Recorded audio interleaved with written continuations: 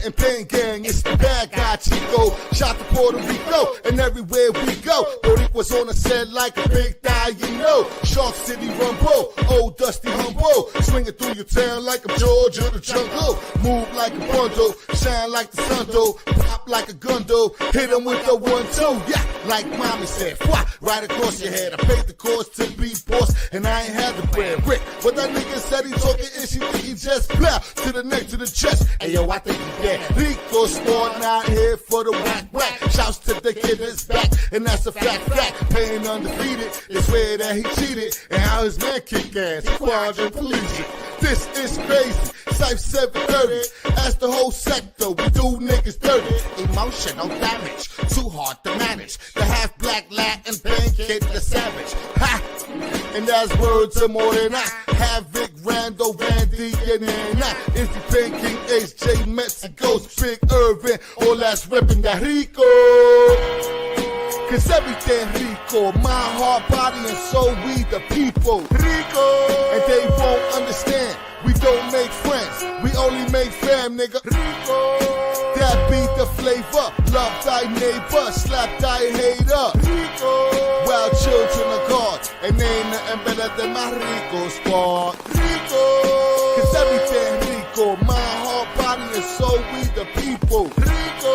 And they won't understand.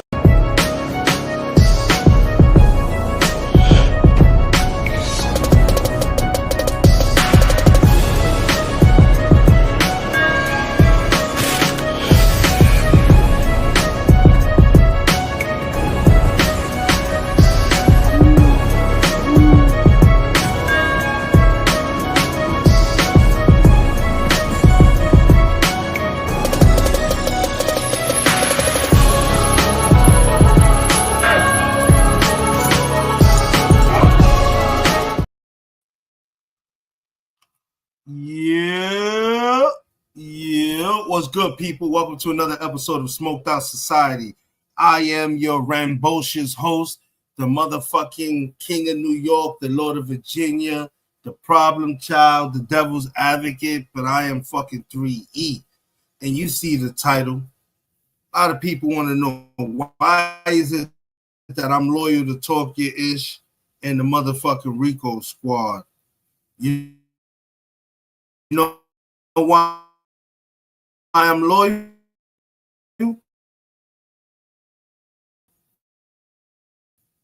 I'll tell you. You know. They never heard a song with Vado and Plush on it, with Trigger. I'm gonna do this shit for Queens, the Bronx, Newburgh, down south, the Midwest to the West. Let's go. Gotta be cautious, dripping nice in them crosses. Niggas will light up the torches, gotta be stepping outside with the bosses. Can trust them as far as you smell them. All of you niggas is telling, and most of my niggas are felons. Hold up, what's jukin'? The chef in the kitchen was cooking. These niggas, they snitching, they shookin'. Shout out my niggas in Brooklyn, up in Harlem with Vado, smoking a lot of gelato. Almost thought I was in LA. They sellin' them medicine bottles. Never put trust good, that's when they wish bad on you. Niggas talk about loyalty, but they really wanna put a toe tag on you. Poppin' shit, but they avoided me. They just hush mouth, I ain't gotta talk about it, I ain't gotta rush now. She a bust down, I don't trust shorty cause you see me like a touchdown. From the end zone to the friend zone. You ain't coming to my Benzo, I'ma give you that extendo. With it waving out the window cause I'm gotta be cautious, dripping nice in them crosses. Niggas will light up the torches, gotta be stepping outside with the bosses. They trust them as far as you smell them. All of you niggas is telling, and most of my niggas are felon. As I sit in the wicker chair, surrounded by millionaires, real street legends making the pictures rare. One of my mans in it, he seeing years. Others in it, been free and circle tight enough, he could see a square. And I'm pointing up to know when to disappear. Yeah.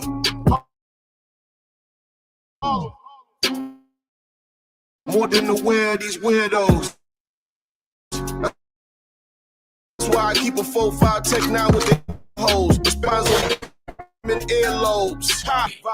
You trip, roll the dice in a Harlem night like Sugar Ray. I make a quick better. Dapper DG, Aqua Water, VV, Hebe, Serafini, Ava Rex Leather. Bass rhyme doing diddy bops. Wave fives like the Millie Rock. Who are we? Gotta be Lil Big Daddy Sauce Ball. Stop asking us, acting tough.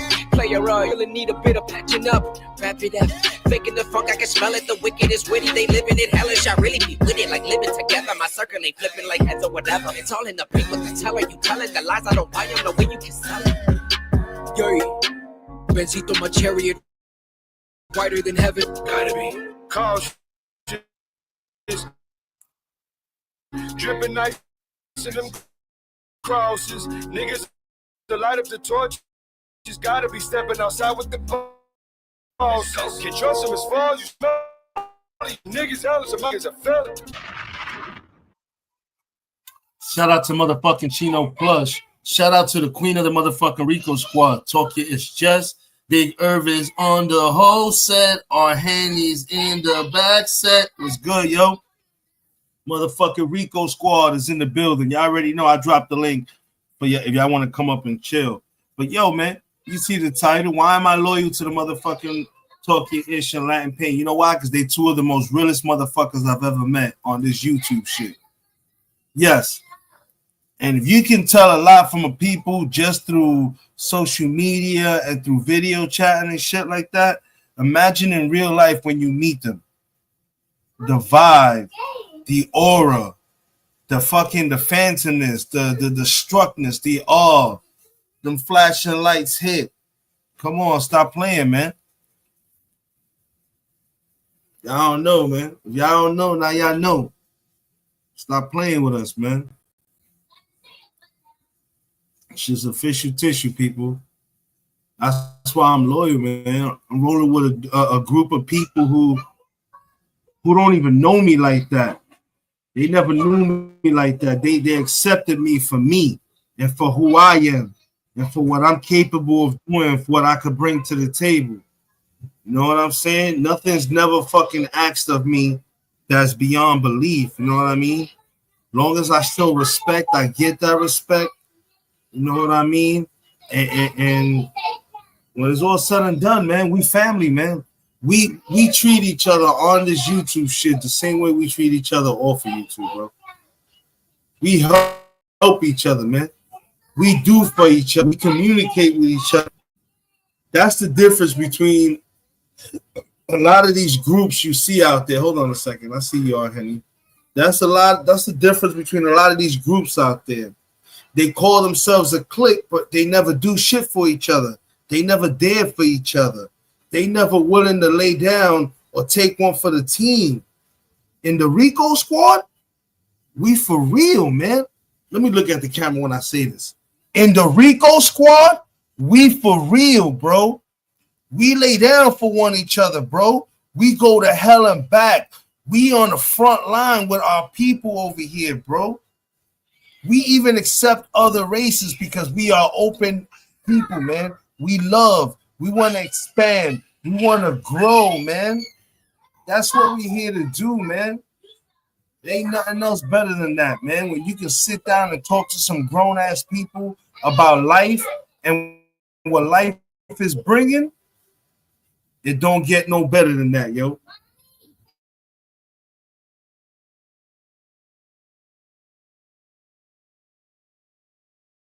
I'm telling you, man, that shit is crazy, bro.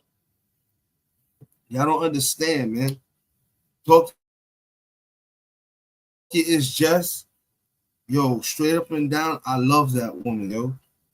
I love her more than her husband, more than damn anybody, because, yo, she's been my fucking rock, bro. She's been the one to keep me mentally stable when I've been at fucking time and I was about to do some stupid shit, bro. When I was ready to start problems and just enact fucking pure lunacy and outrage. She's been able to pull me back, bro, from the brink of fucking craziness. What's good, Cuba the Bronx? What's good? You know what I'm saying? Irv, big Irv. What has Irv done for me? Irv has been that fucking voice on my shoulder. He's been the conscience, the one to tell me, you have really flow this way, shit might go down this way. I will take a different approach. Hear me out.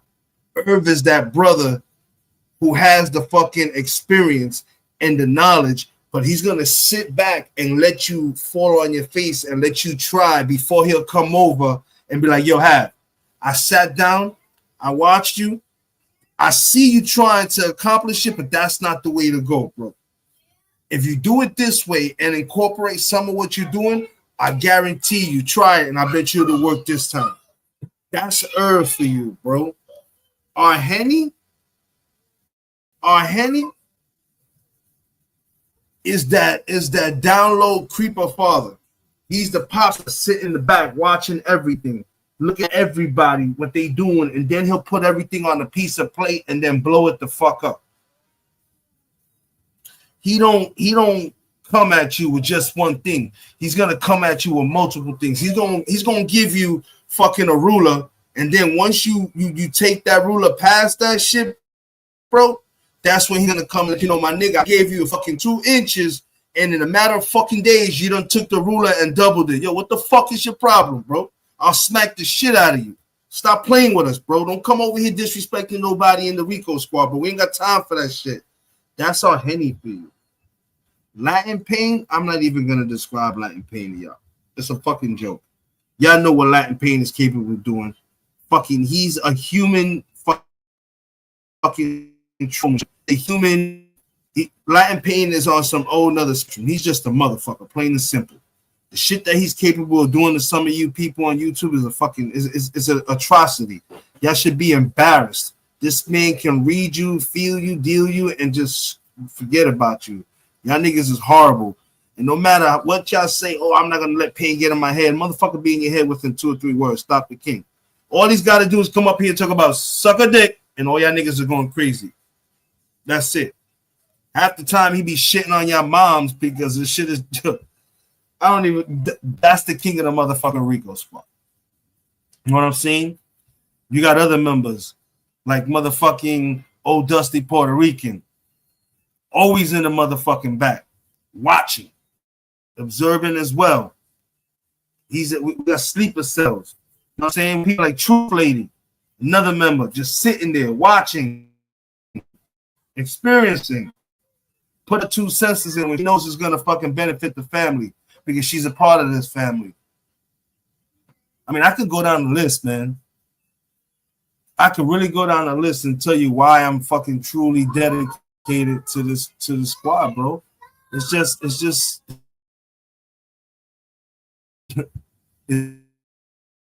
just the way it is, bro. People ask me, well, Talkie is Jess. I hang out with Big Irv, our Henny, Truth Lady, Old Dusty, Cuba the Bronx, Boston, Cuba. They're like, damn, y'all niggas be rolling deep like that? Yeah, we roll deep like that. Every day, you can roll deep with us too. You just got to get on your computer and subscribe to Smoked Out Society or Talkie is Jess or that Real Rack Rican. You know what I'm saying? And you can hang out with us too, be a part of the family. You know, people think we come up here and we troll and shit like that. Nah, we don't do that, yo. We come up here, we chill, we conversate, we extend, stories. We give each other ideas to try to progress in life and everything. We're always trying to get to the next level, stagnant. Always trying to push the boundaries to see how far we can go as a clique, as a society. You know, there was a reason why a lot of us came together. You know, we all have our special abilities. We all have our little knickknacks and stuff like that.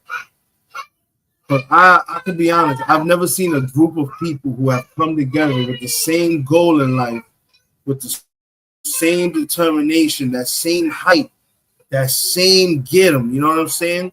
And that's why when I sit here and I think about it, a lot of people hate on us, bro. They hate because they can't understand how we relate. There you go. That's going to be the phrase when people ask me, why they treat y'all like that? You know why they treat the Rico squad like this? Because they hate, because they don't know how to relate. That's why they hate on the fucking Rico squad, because we know how to relate. That's the new slogan, yo. They hate because they can't relate. Plain and simple. Plain and simple. When people ask me, yo, what it is, they hating because they can't relate. Plain and simple. They bums because they don't know how to love. Come on, man. We real here, yo. I could pick up my phone right now and call any member of the motherfucking Rico squad. Any member right now. Yo, what's good? What you doing? What's chilling, bro? How's the family? Everything's legit. That's why they mad, man. They mad because we a core, man. We a family, bro. We legit. Matter of fact, I'm sorry. No. I forgot he was in the back. Look at. Speaking of the, see what I'm saying? My brother right there. Hey, Look yo, at that, bro. Stop salute, playing, bro. salute. But that They was mad. a They major mad because they pause. can't have the chips we got. That was a major pause. You know what Pause. I'm saying? He went backstage, y'all. I, Salute. First poppin', son. Yo, pass whatever you are, nigga. Pass that shit, nigga. I don't want to feel nice like you is. I'm saying, I'm keeping it real, bro. I'm fucking with you, my I'm nigga. just.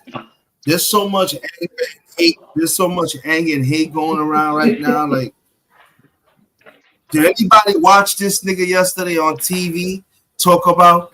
Yes, we fired 6 beautiful bombs. Yeah, that's a They fact. were streaking through the sky. They were so beautiful. They were just amazing. Yo, The they said that fire. Like, what kind of president? What human being? Fuck the fact that he's a president.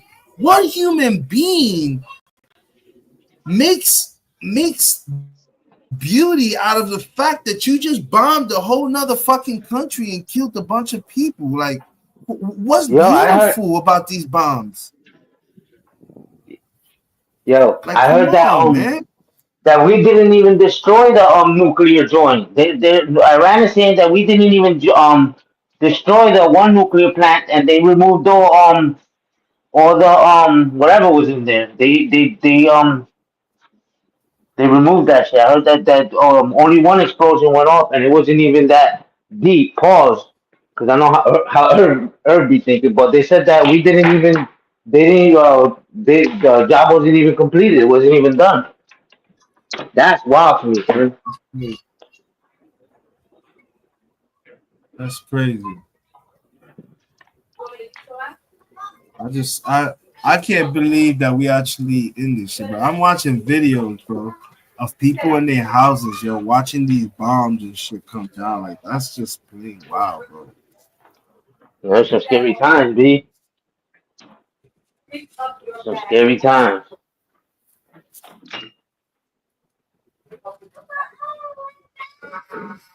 No sense, bro.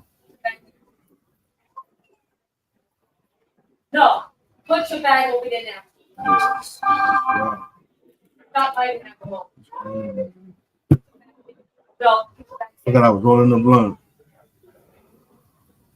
Like, yeah, that shit is crazy, bro. Just watching, and then you got fucking you got Ice. Ice got fucking. Yeah, what you was gonna say? Go ahead. No, I was reading Jess's comment. It says I will pull up, but I have the only it is right now. It doesn't say what you have. She has the items. I just read that it has items. I will pull up, but I have the only items right now. Oh, Items is I right see. there. Itis, yeah. I thought it meant like it is right now. Itis, I got you. I guess I got that shit too.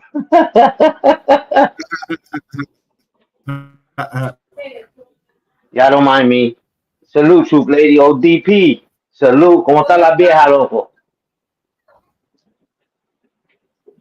Where's Charlie?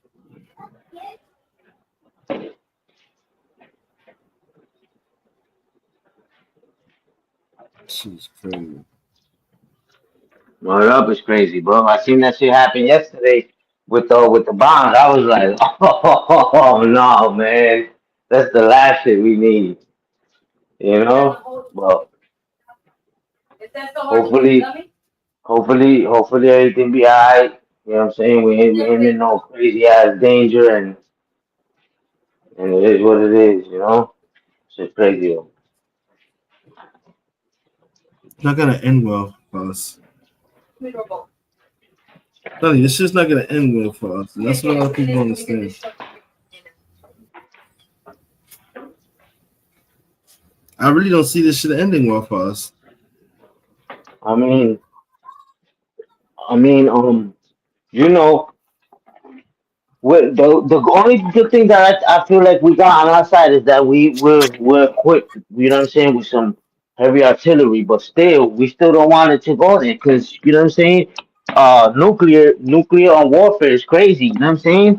Like Like I would never want my kids to have to, you know, that's some scary shit, man. Like me, I don't care. You know what I'm saying? Like I know I could survive and I can do whatever. And even if I don't, then it is what it is. But like my kids, bro, like our kids having to go through some crazy scary shit like that, God, who knows? You know what I'm saying? If um if they will survive anybody, you know what I'm saying? God bless everybody, but man, that's some scary shit. This shit is scary. I'll be honest, Yeah, this it's whole scary. situation is scary.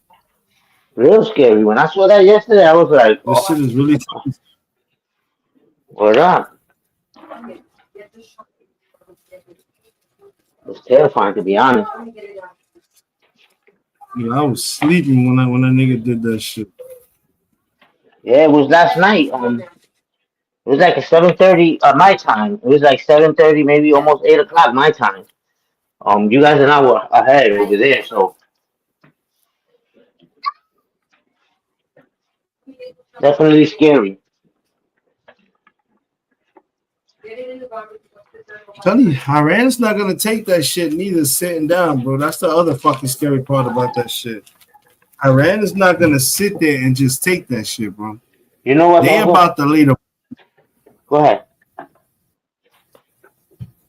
You know what else is scary, no bro? good. That you know what else is real scary? That they might act like it's cool, and we might not even see like they already started wilding out on Israel, but for us, they can wait 10 years, 20 years to attack us. You know what I'm saying? They might not do it right away, which that's scary to me. You know what I'm saying? Because they already um you know how them. I don't wanna label them and shit like that, but you know them dudes be crazy. Them dudes fly stuff into stuff, and that's some scary shit, bro. Like I be taking planes and shit like that. You know what I'm saying? And that shit just changed my whole view on traveling and shit. To be honest,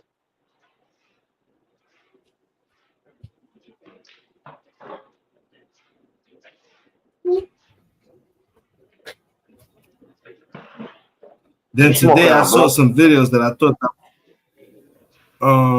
Fruity Pebbles. Today I saw a video Ooh, that I thought that was kind of fucked up too. You know what? what's The video that oh shit, my queen is up here. The video that I saw was I'm gonna see if I find it of some immigrant lady who went to go get her to go to her appointment for her two sons who are in the National Guard. Fucking escorted her and waited for her downstairs. And after she was done with her appointment, the motherfuckers booked it with her. I said that's fucked up. How many other her son's families don't have birthday? that kind of shit? Nah, Her oh her son's uniform stood downstairs and they were not fucking around. They were ready to take on ICE for their mother. They were in oh, of full fucking course, uniform. But that's come a on, that's fact. not fair. That's It's not not. fair. It's ICE not. would have came. They should have took her ass too. Nah, that's a Is fact. it It's not. just It's me not. or is his audio It's breaking? only Yeah, it's breaking up. right. It is. Hello, hello. Have your audio is horrible. Shit's frozen. Yeah, I'm about to go ahead and let me plug this fucking wire in.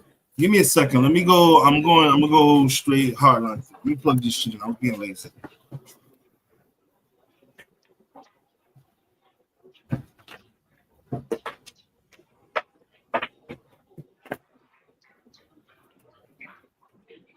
Trump did that with the family yesterday. Fucked up the whole streaming services.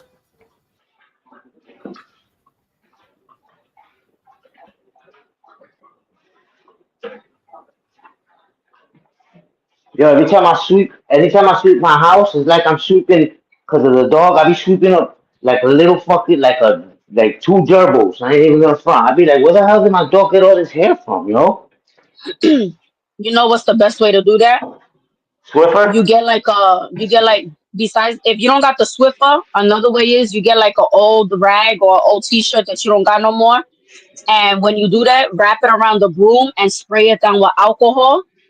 We're rubbing alcohol, and that's the best way to get it done. Because that's what we used to do when Blue used to be here and we had to sweep up his hair. That's what we used to use. Yo, this is crazy. I sweep like every 3 days, and I'm not even lying to you. Every 3 days when I sweep up like two big ass like New York City rats. Like, I be like, what up? And my dog, I don't even have a hairy dog though. I should be driving me crazy though. I ain't even gonna Mm. front. That's just like working at a hair salon. Oh my god, this is crazy. What up?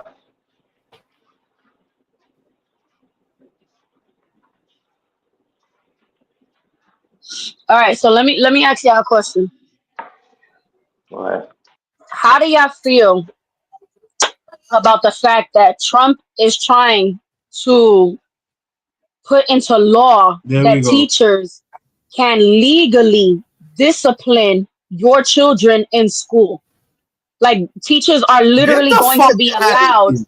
to put the pause on your children in school, and there's no regulations or nothing against them doing that. You know what's gonna happen, right, mommy? You're gonna have a lot of teachers getting their asses whooped by their There's gonna fucking be a lot of students. funerals. There's gonna be a lot of funerals. Fuck the students. You're gonna have a lot of parents pulling up with the Vaseline and the fucking sneakers about to fuck up every teacher in the school. Half of these teachers are fucking in their 20s. So why would you give permission to young? Like, come on, man.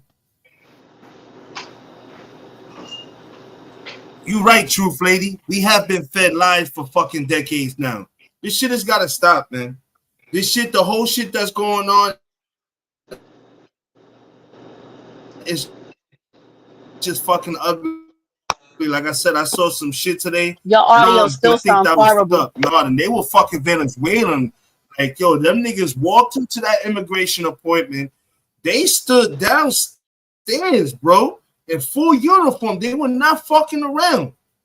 She came down and they escorted her in the car and they booked it with her. I was like, oh, wow. It's like, okay. I guess that's what they're going to have to do to start intimidating motherfucking ICE. Because these niggas are wild, bro. They knocking on people's doors now, bro. Did you know that ICE they took a 5-year-old, was she 5 or 3? I think she was 3 or 5 years old from Compton. That's crazy. That is fucking crazy. A 5-year-old? I think she was 5 or younger.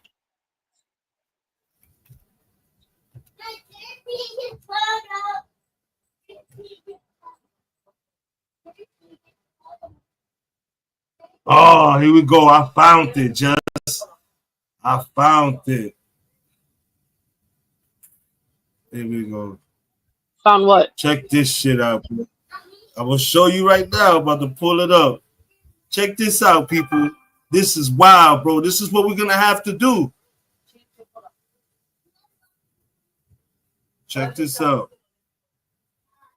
I want y'all all to check this out. This is legit right here. Every dog has a desire to achieve greatness, strength that surges like a bolt of lightning. These two brothers, members of the National Guard, accompanied their mother after she received a text message to report to this ICE check-in facility in the South Loop. Their mother has a work permit, has lived in the area for more than 20 years. Well, the main reason we came here is for our mother. We fear that she might get taken into custody. There's been reports of that. They get a text or an appointment. They have to come in, and they end up getting detained. At the same facility, Congressman Raja Krishnamurthy and Jonathan Jackson show up unannounced for an oversight review. The office is run by a nice subcontractor. To get people to come in only to be snatched away is wrong. People have a right to habeas corpus. We're asking for the law to be enforced. We're not asking for Mr. Trump to do this whimsically. They were finally able to get inside, and later Krishnamurthy, who is a Democratic candidate for the U.S. Senate, posted on Facebook this exchange with those in charge. You're an officer with ICE? With ICE. You have an ID? Can you see it? I don't have to show that to you. You don't have to show it. I'm telling you to leave. I've already identified myself. I'm an officer with ICE. Can you show me a badge or an ID? You're not allowed to be here. Police are coming. Quickly, 2 Chicago police officers did arrive, and about a half hour later, the congressman and the officers all walked out. This is federally paid property. We should be able to conduct oversight here. My constituents have been summoned here through these scammy text messages. The congressman spoke to the 2 brothers waiting for their mother, and some 3 hours after she arrived for her, she and her sons left without any incident. Now check this out, people. That's what's up. I'm happy for that lady. That I think is very important. You know, I think it's cool that they did that for their mom and everything. But what about those who are less fortunate? That's a motherfucking lie, oh Dusty Puerto Rican. They are not going after criminals. ICE is deporting everybody. They snatching anybody up. That's a lie. That is a whole effing lie, bro. ICE is snatching everybody up. Yeah, they forgetting about due process. They don't care, man. Donald Trump got these people out here kidnapping people. They don't care, man. They doing what they want.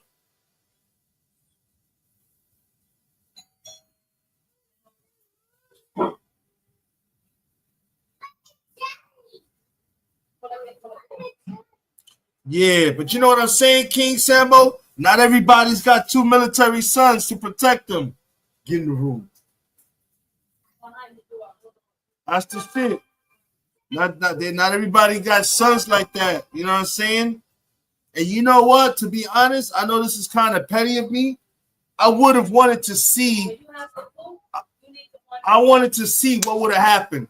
I wanted to see if ICE would have tried to snatch the mother up. What them 2 did, yo. I'm just hardwiring. This shit's still acting up. It don't make no goddamn sense, bro. But like I said, yo, I wish that something would have went down. Not because I want to see the drama, but just to see what would have really happened, bro. Just to see what the 2 sons would have did and shit, like full uniform. Been interesting. This shit really would have been interesting to see how it went down. I'll admit that much. That shit would have truly been interesting. Take the 2 boxes from here now, please. The fucking boxes, please. Jess over here teasing me with the goddamn this shit crazy. Take the 1 second.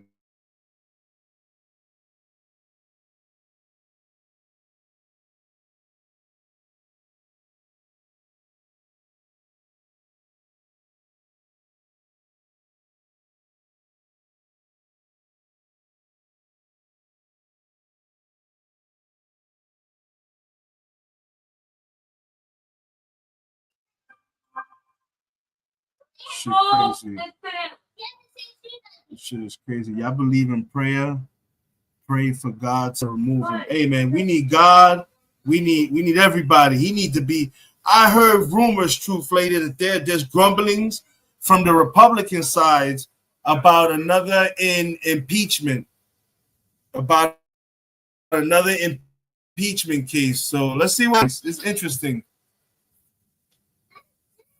Let's see how it goes down. Give me 1 second.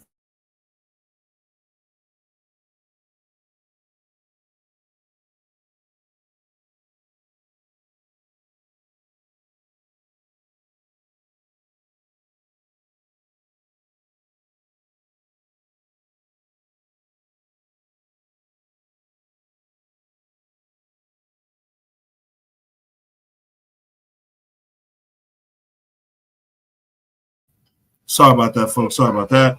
Yeah, it's just atrocious. Everything that's going down, it's just absolutely fucking disgusting, truth, lady. It really is. It really is. Let's see what else is. I know we don't want to, but let's see what else is popping off with that situation.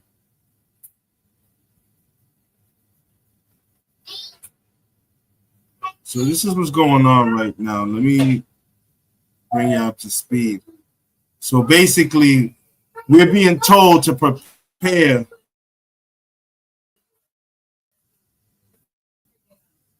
It is not the same thing. This is the fresh dog food storage of my dreams. I used to dread feeding my dog fresh food. It always made us sticky. Good afternoon. I'm Hallie Jackson in Washington, and we are coming on the air with live coverage of the fallout from last night's historic American strikes on those Iranian nuclear facilities as the U.S. enters the war now between Israel and Iran with the bombing of those nuclear sites. It's the first time the U.S. has ever bombed Iran directly in such a manner. The Pentagon today calling this Operation Midnight Hammer and revealing some new information about how this attack unfolded with 30,000-pound so-called bunker buster bombs capable of destroying targets deep underground. The defense secretary and chairman of the Joint Chiefs of Staff saying the Iranian nuclear program was damaged, was devastated by the attack, with officials calling it the biggest B-2 strike in American history, with still some questions today about what that damage really looked like and how this affected Iranian nuclear capabilities. The Trump administration is making clear their goal has not been regime change, but instead the destruction of these nuclear capabilities, with some of these comments here from Vice President Vance this morning. Listen to this. We're not at war with Iran. We're at war with Iran's nuclear program. What we did is we destroyed the Iranian nuclear program. I think we... Are you fucking kidding me, folks? Is this the world we live in? Did you just hear what this man just said? We're not at war with Iran. We at war with Iran's missile. Motherfucker, the people Iran are the ones making the... Oh, my God. We have retards follow. We have fucking retards leading us, bro. This is our vice president, people. This fucking idiot right here. Set that program back substantially, and we did it without endangering the lives of the American pilots. Right now, you've got the American military bracing for potential retaliation from Iran, with senior White House and defense officials saying the next 48 hours in particular are what they are watching most closely. Just moments ago, we saw the Department of Homeland Security out with a new bulletin warning of a heightened threat environment. Yes, I got that, folks. Everybody Here's the should have question, that though. What text on does their such a cell phone. retaliation look like? Would it target Americans overseas? Iran has threatened that. Specifically, they have threatened targeting U.S. military bases in the region. Could there be some kind of domestic component as well? We're going to get into all of it with our team coverage this afternoon. But I want to start with our chief White House correspondent, Peter Alexander. And Peter, on this topic of retaliation, the president is again making clear late this afternoon that depending on the Iranian response, the U.S. is prepared to strike again, perhaps even more forcefully. Peter. That's exactly right. We first heard that warning from President Trump and those remarks to the country and to the world last night from here at the White House, again posting via social media, making clear that any retaliation will be met with strikes and attacks of far greater force going forward. The president saying that Iran is the bully of the Middle East initially, and saying any future strikes would be greater and would be much easier, saying that they could happen within minutes. So that's the key top line as we focus on the issue of retaliation here. Hallie, you pointed out the Department of Homeland Security saying that its threat level hasn't changed formally, but that there is a heightened threat preparedness situation taking place right now as they anticipate the potential for some kind of response. The question is, in what form does that response take place? Will it be Iran itself that tries to retaliate? Would it be Iranian proxies where there is real concerns we are hearing, not just within the Pentagon, but here at the White House,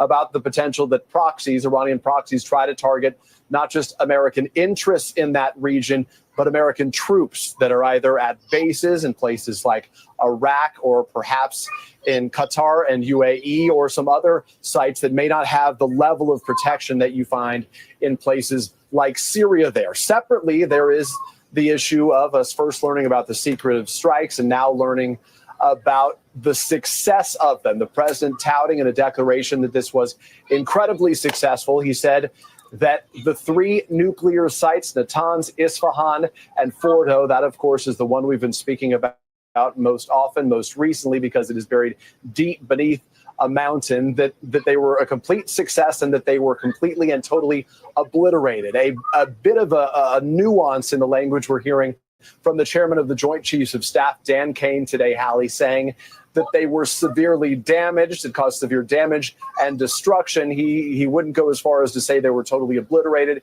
acknowledging those are the initial damage assessments before they can have a final damage assessment. If they were completely obliterated, it's going to take a bit of time and some intelligence here. And then, of course, there is the political fallout to all of this. There has been some back and forth. Democrats, obviously, greatly frustrated that lawmakers were not included in the decision-making process before the president launched these strikes on Iran. We have heard from some on the left, Alexandria Ocasio-Cortez, among others, saying this was unconstitutional and saying, in fact, the president's decision is, in her words, grounds for impeachment. J.D. Vance, the vice president, speaking out today, and you detailed this as well, but I think it's going to get a lot of attention because he said that this is not a strike on Iran. It is a strike on Iran's nuclear facilities, its nuclear capabilities, whether those two whether there is a distinction without a difference there or whether Iran views it that way. I think that is going to draw a lot of attention as we look ahead going forward, Hallie.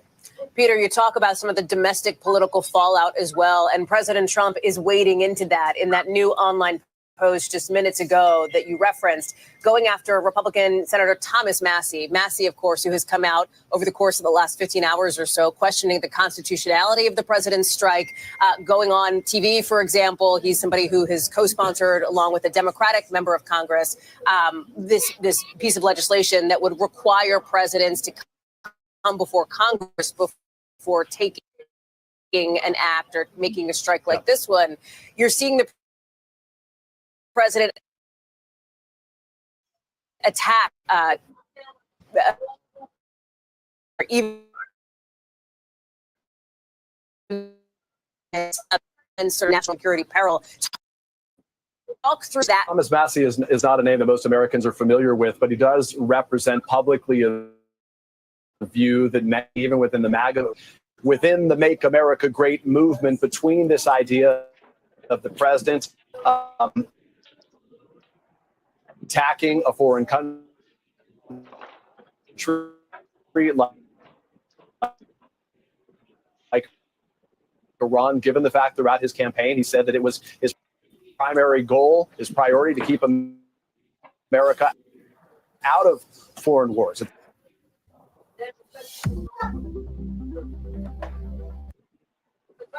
In the world of matchmaking, this weekend,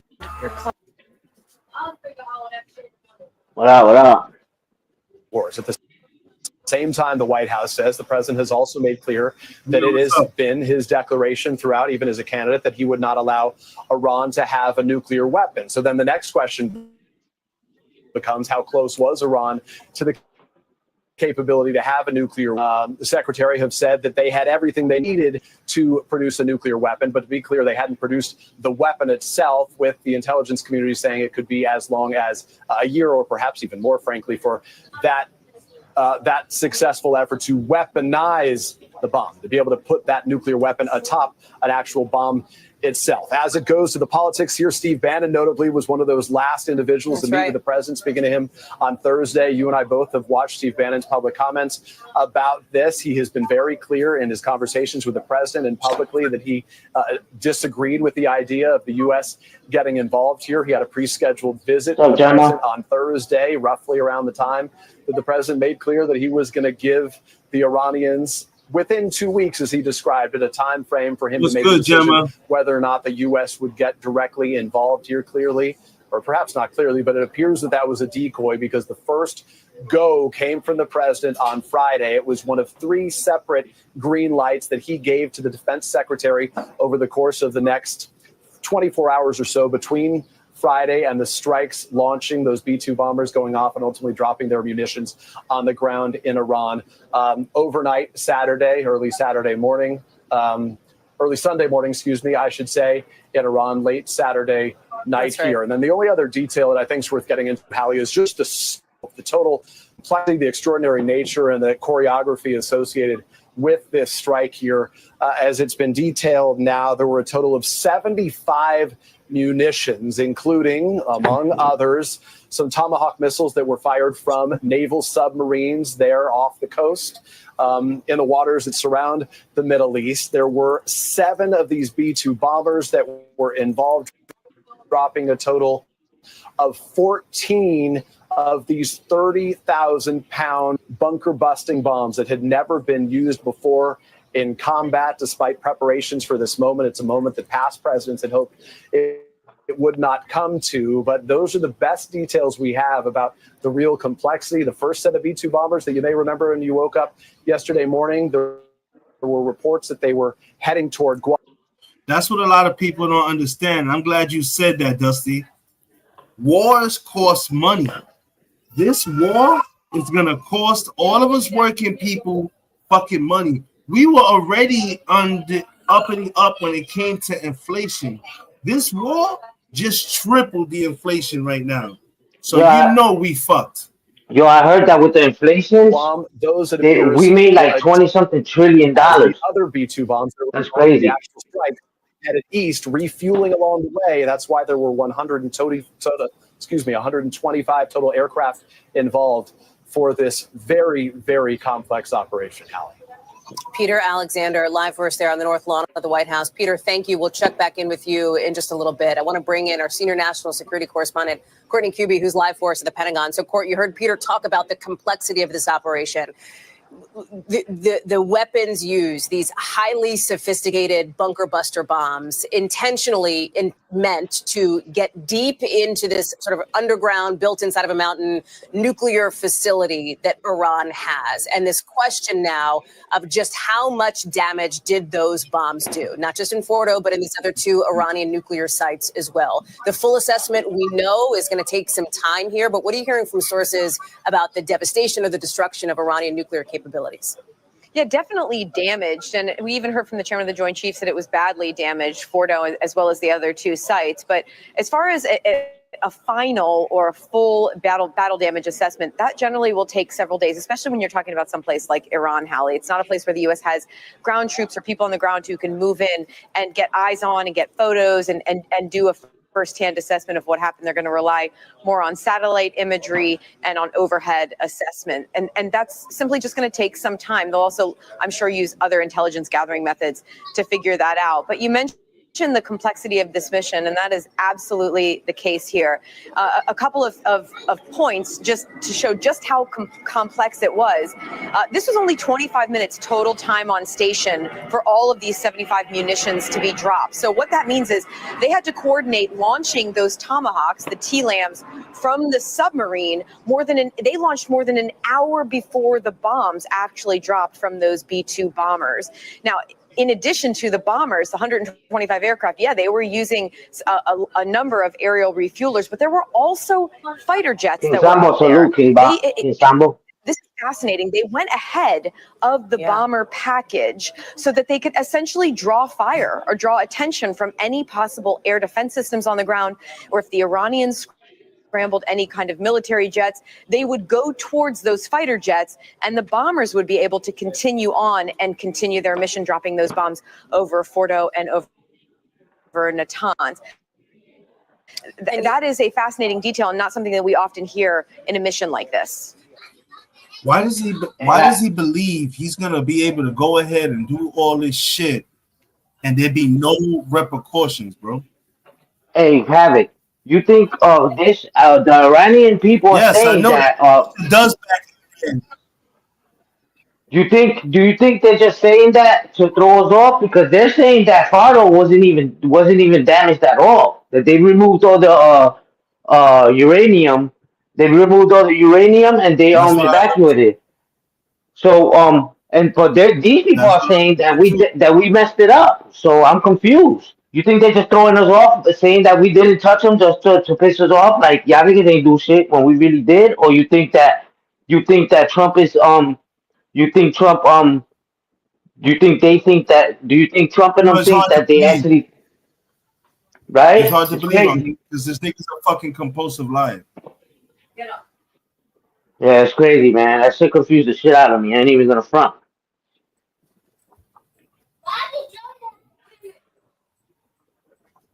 This shit crazy, bro. This shit is wild. Yeah, it's crazy. There's some nice planes, But though. yeah, I'll tell you Courtney, that. it doesn't appear from what we've heard from top military officials that Iran had any response at all. To their knowledge, there were no shots fired, nothing fired at the incoming or outgoing planes at any point through this operation, right? Yeah, absolutely. And one reason that they may not have detected them is, number one, a lot of these are stealth capabilities, right? The B-2 bomber, the fighter jets that were likely used were probably had a stealth capability as well. But it's not just that. Remember, back in October, Israel took out a lot of Iran, maybe all of Iran's strategic air defense systems, damaging just about every one of their systems. They've been trying to build it back, but officials don't believe that they were fully back online. And then even just in the last 10 days or so, Israel has also gone after more of their air defense systems, including radars, including the launchers. So they may not have had much of the ability, even if they were able to detect these aircraft, to do anything about it. But I think it is notable that they did not scramble any of their military jets in response to what were potentially dozens of U.S. aircraft breaching Iranian airspace. Courtney Kuby, live for us there at the Pentagon Court. Thank you very much for your reporting on this. I want to bring in our chief foreign correspondent, Richard Engel, who is live for us in the region. He is in Tel Aviv.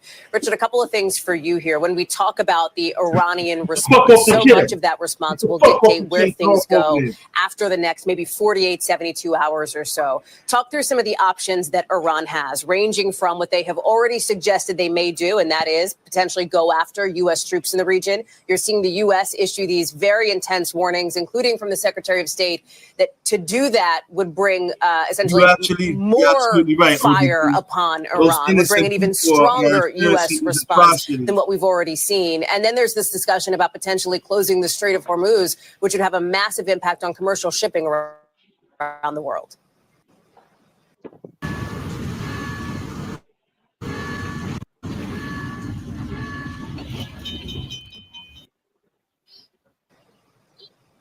So let's start with what Iran possibly could do in the short term and what it is threatening to do and what it has threatened to do in the past. And its options are limited because, by the way, today, all day, the Israeli military has been pounding Iran, has been following on from these American strikes. Just a short while ago was an announcement that the Israeli military bombed a missile engine production facility for the IRGC. So the engines for those ballistic missiles that are flying at Israel. And there were more Iranian missiles that were fired at Israel today, just shortly after the U.S. strikes. So there already has been a kind of response against Israel with almost 30 ballistic missiles fired at Haifa and Tel Aviv, causing dozens of injuries. No reports of fatalities at this stage. Israel is already in a state of heightened alert. But will they go after the United States despite these very overt, very clear, very bellicose threats from President Trump and his administration? They can't attack the United States directly with any military power. They don't have jets with the kind of range to attack the United States. They don't have missiles that could reach the United States, which leaves potential terrorism as an option to hit the U.S. Or more likely, concern is some sort of action in the region, either by Iran or one of their proxies. But it is a very different situation now than it was a few years ago. Hezbollah, Hallie, their most powerful proxy. We've been talking about Hezbollah for years. A Hezbollah spokesman just said a short while ago that they don't want part of this fight. They're going to stick to the terms of the ceasefire. The spokesman said that Iran is a powerful country enough, it can defend its own interests. We are going to stick by our ceasefire. That would have been an unimaginable statement from Hezbollah a year or two ago before it was decimated in Lebanon. Hezbollah was the main sword that was hanging over Israel's neck, wielded by Iran, and that sword has been broken in half. So the ability of the militias to respond is limited. Iraqi militias have threatened to attack U.S. bases. They say they have a plan to do that. There is a Hezbollah version in Iraq specifically that has promised a reprisal. They say they could target American aircraft flying in the skies over Iraq. So there is a possibility that one of these groups could act with or without coordination with Iran, by the way. These militias operate autonomously. They can raise. That's crazy, folks. We're going to go ahead and find something. Truth Lady said there's some better videos out there live. There's people posting live videos of what's going on. So let's see what the fuck is going on. Oh, look right here.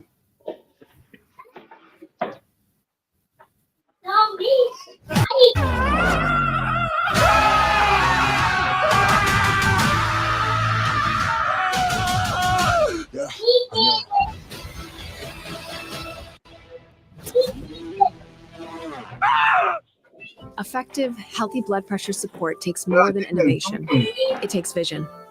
At Human, that can help lead the Middle East and beyond to a future of prosperity and peace. President Trump and I often say, peace through strength. First comes strength, then comes peace. And tonight, President Trump and the United States acted with a lot of strength. President Trump, I thank you. The people of Israel thank you. The forces of civilization thank you. God bless America. God bless Israel. And may God bless our unshakable alliance, our unbreakable faith. I want to bring in CNN's Anderson Cooper, who's been reporting for us from Tel Aviv. Anderson, given what's going on, given the history, given the threats that Iran has launched not only against Israel, but against some 40,000 U.S. troops in the region, I suspect in Israel, where you are now in Tel Aviv, there's a bit of nervousness. Are the Iranians going to retaliate by going after various more targets in Israel? It's interesting. Well, obviously, this occurred in the overnight hours here in Israel. It was about just before 3 a.m. In Tel Aviv that this news broke. So a lot of Israelis, dawn is just now breaking here. A lot of Israelis are waking up and hearing this news now for the first time. It's now been several hours since then. It's been more than 3 hours. There have not been any air raid sirens going off since then.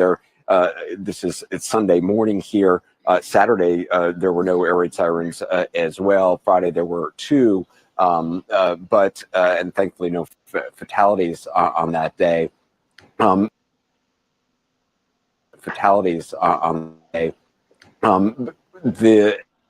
It's unclear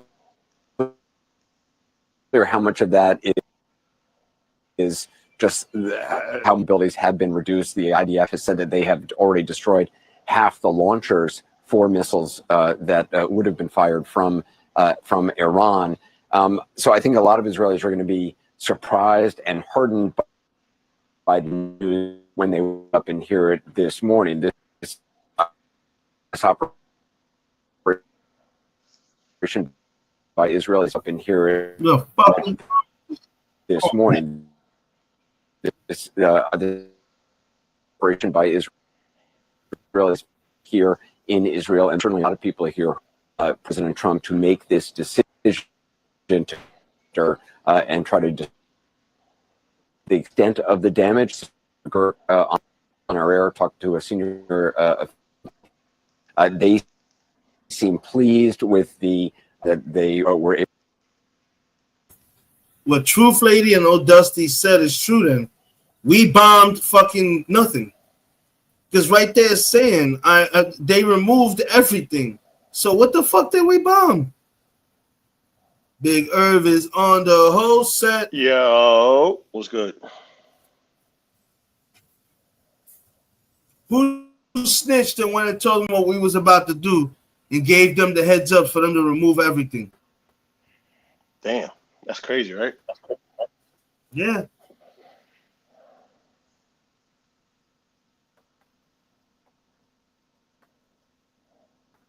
That shit don't make no sense. It was the dirty sector. The dirty sector gave them up.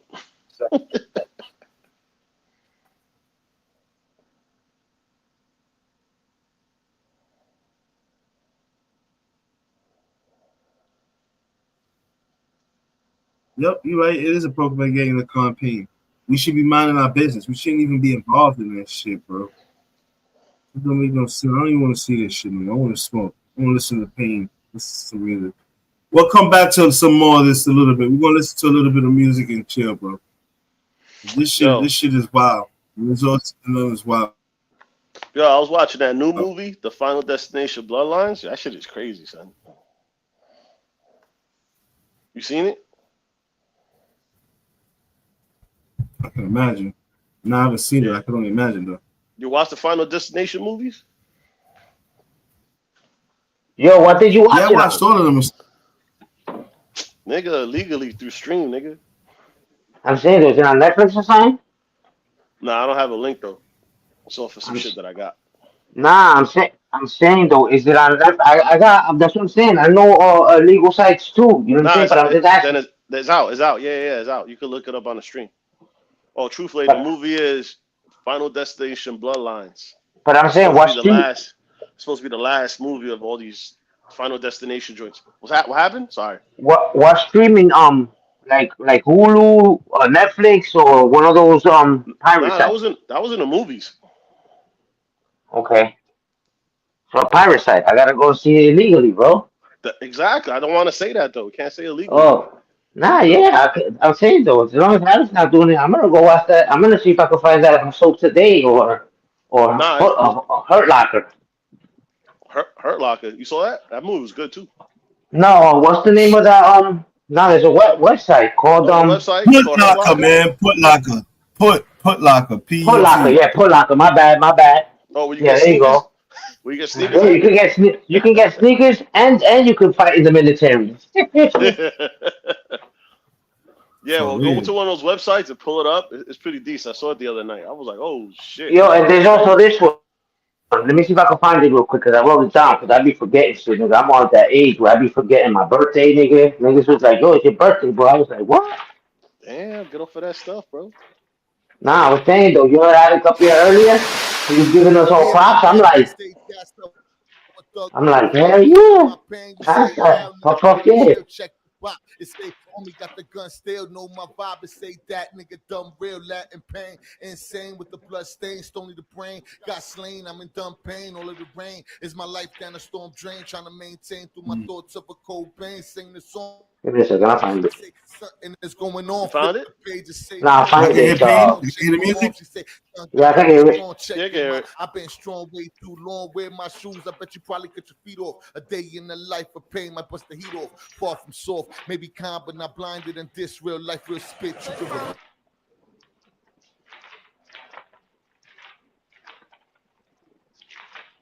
Yeah, before that I was watching what the hell? It's just me and you.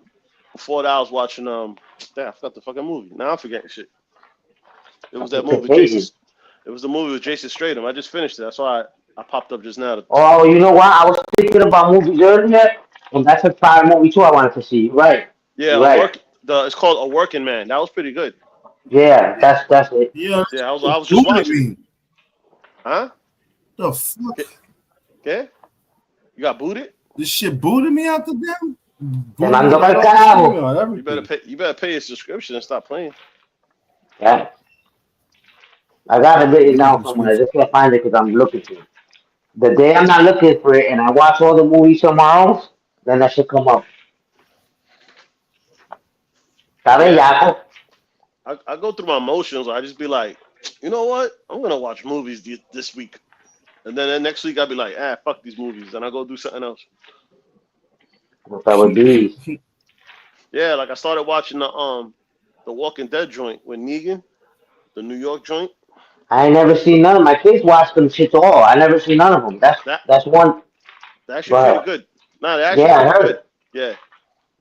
Yeah, I heard they real good, bro. I heard that to watch them. And then, like I told Havoc the other day, I was watching The Sopranos. I finally finished that. I didn't like the ending, bro. The ending was bullshit. That's how we were saying that the ending was kind of bullshit, but the actual series wasn't bad. The series wasn't bad, but the ending, you have to interpret how it ended. I interpreted it ended that they killed him. Hell yeah, he got whacked. All of them got whacked. That dude walked right in there and shot him right in front of his wife, his son, and his daughter. Yep. Yeah. Pero that's what I didn't like about it, that it ended up, even though we know what happened, they should have let it stamp it. You know what I'm saying? Yeah. They left it open interpretation for the people who were diehard fans. Yeah. Yeah, that's the only thing I liked. But it was decent. It was a decent show. I was been watching it last night, like the last couple episodes. I was like, I said, I'm almost up to the end. I ain't gonna lie. Some of them episodes, I was just fast forwarding it because it was like no content on it. It was just bullshit. Oh, you missed all the good parts then, bro. No, I'm just fucking with you. Nah, you could tell, bro, because like there was times where he was talking to the psychiatrist. It's like the whole episode. Like I don't want to see that. I want to see people get shot. He was porking that bitch too. He did. The psychiatrist? I might have missed that one. Son, stop it. Nah. He was visually thinking he hit it. He didn't hit it though. You know what I wanted? I wanted him to kill. I thought she was gonna fess up about that rapist dude. I can't even say that word. My bad. But I thought she was gonna tell him he was gonna go out and whack him. But they just let it like. I guess she just felt like she didn't want to be part of that shit, like part of that life. Yeah. You know what I'm saying? So she just left it be because they let him go free. So I was like, oh, she's gonna call him up and be like, yo, let's get him. But nah, that happened. Can you do me a favor? Can y'all hold down the panel until I go to my car? Yeah, sure. We got you. We're gonna porn bomb. We're gonna porn bomb and we're gonna end his whole life. Yeah, hey, I appreciate what y'all did last night, man. Yo, that's why I told you guys, man. I can't control that shit, bro. My body shuts down. Yo, I didn't even realize I was gone. I did not even realize I was fucking asleep. Passed last out. night. What the fuck you mean last night? You ain't The night before last. Yeah, the night before last. The night before last. Now, last night I was on Xbox. I was Gears of War all night long. What some new joint? I was playing the Reloaded. Basically, I was playing against some PlayStation people. Remember, they bringing it over to they cross-platform in the Gears now to PlayStation. So I was playing. They're letting the PlayStation people play Gears of One. So they basically giving PlayStation Gears of One just remastered and everything. That's dope. Pretty good. Pretty cool. Just spiffed up the graphics and all that shit and everything. Oh, that's cool. Yeah, that's what's up, but Dusty. Movie reviews brought to you by the Rico Squads, Henny and Irv. Ya tú sabes, puñeta. Yeah, like I said, bro. Oh, well, hold up. Truth Lady said I don't watch TV either, to be honest with you. I'm not a couch potato, but I'll watch movies when I feel like it. I gotta be in the mood. I'm a couch pastel. Nah, I can't watch TV all day, bro. I don't know what it is. I just get bored.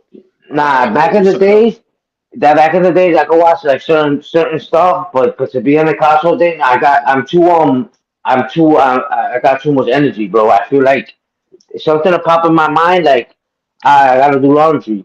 Then I'd like, all right, well, if I gotta do laundry, that means I gotta do this, and I start, and I'm like, nah, let me get up and do this real fast, and I don't relax. I just start doing shit. Yeah, I'm the same way. Like the only time I caught like these shows or movies is like if it's raining. Like today was raining out here in New York, so I was like, let me finish. Or last night it was raining too, so I was like, let me just finish these shows. But if it's like nice outside, like you said, you start thinking, damn, bro, I was supposed to fix that thing outside yesterday. I didn't do it like 2 weeks ago. Let me do it now. And then on top of that, you just keep going. It's like you start a momentum. Like you said, laundry, this, that. That's the way I am. I'm the same way. That's a fact. I just did laundry, right? So I'm like, I gotta do my bed sheets. I gotta do my towels, the rugs on the floor, like just what I'm saying, just mad different loads and pause. Mm-hmm. And then I'm like, I'm not about to put the rugs back on the floor. So I came back and I started sweeping. I clean, what I'm saying, just boom. So I got everything done. So now, what I'm saying, I can relax the rest of the week till next weekend again, bro. Just do a match fast. Yeah, it's the same thing I do. Like the bath mats, I take out the bath mats. I say, right, like at the end of the week, I take it out. That's my thing. Then you gotta mop the floor because you can't put new mats on the old floor. You gotta mop it real quick, and then you put the mats on it, and then you change it next week. I do the same thing. But when there's nothing to do, I'll be like, all right, I'll hit up my friend because he's like a movie guy. He watches like everything, bro. And I'll be like, yo, what's good? Yo, watch this, watch that. All right, cool. I'll put it on my phone, save it, and then I'll go watch it. But I don't come home to watch TV. I don't do TV at all. I don't watch the news. I don't do none of that shit. The only time I know about stuff on the news is through Instagram. Something pops up, boom. Like they said, the Trump thing where he was bombing whatever, that popped up on Instagram. That's how I found out. But I didn't come home and go, let me check the 6 o'clock news to see what's going on. Now I don't do none of that shit. Nah, I was watching this YouTube channel called Agenda Free, some shit like that. He had like, I seen that he had like 89,000 people in attendance, and I was like, oh shit, what's popping over here?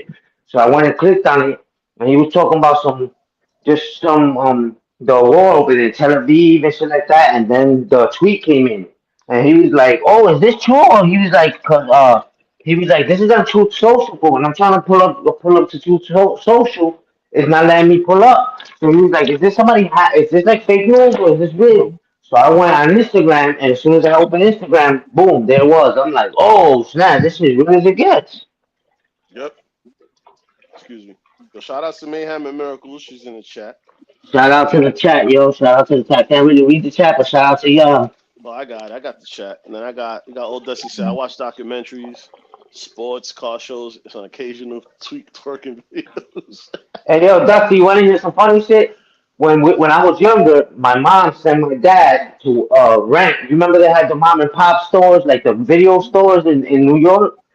They sent Yeah. my dad to go rent flashbangs, right? So my dad, being like a straight Mexican, you know what I'm saying, doesn't really speak that much English. He Well, went and rented. I hope he was straight. Just Yo, he rented Flesh Dance, right? Oh So, shit. yo, he came to the house, and my mom didn't really notice, you know what I'm saying? So they put the movie on. My aunt was there, my uncle was there, my cousins, bro. And as soon as the flick came on, it was toma, toma, toma, toma. Everybody's like, oh my God, come down. Actually, it was crazy. My mom was so mad at my dad over that shit.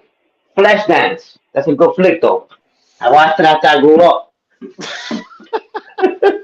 Yo, shout out to Big Ron, Volume 2 Reloaded. Salute, salute. Ron, salute.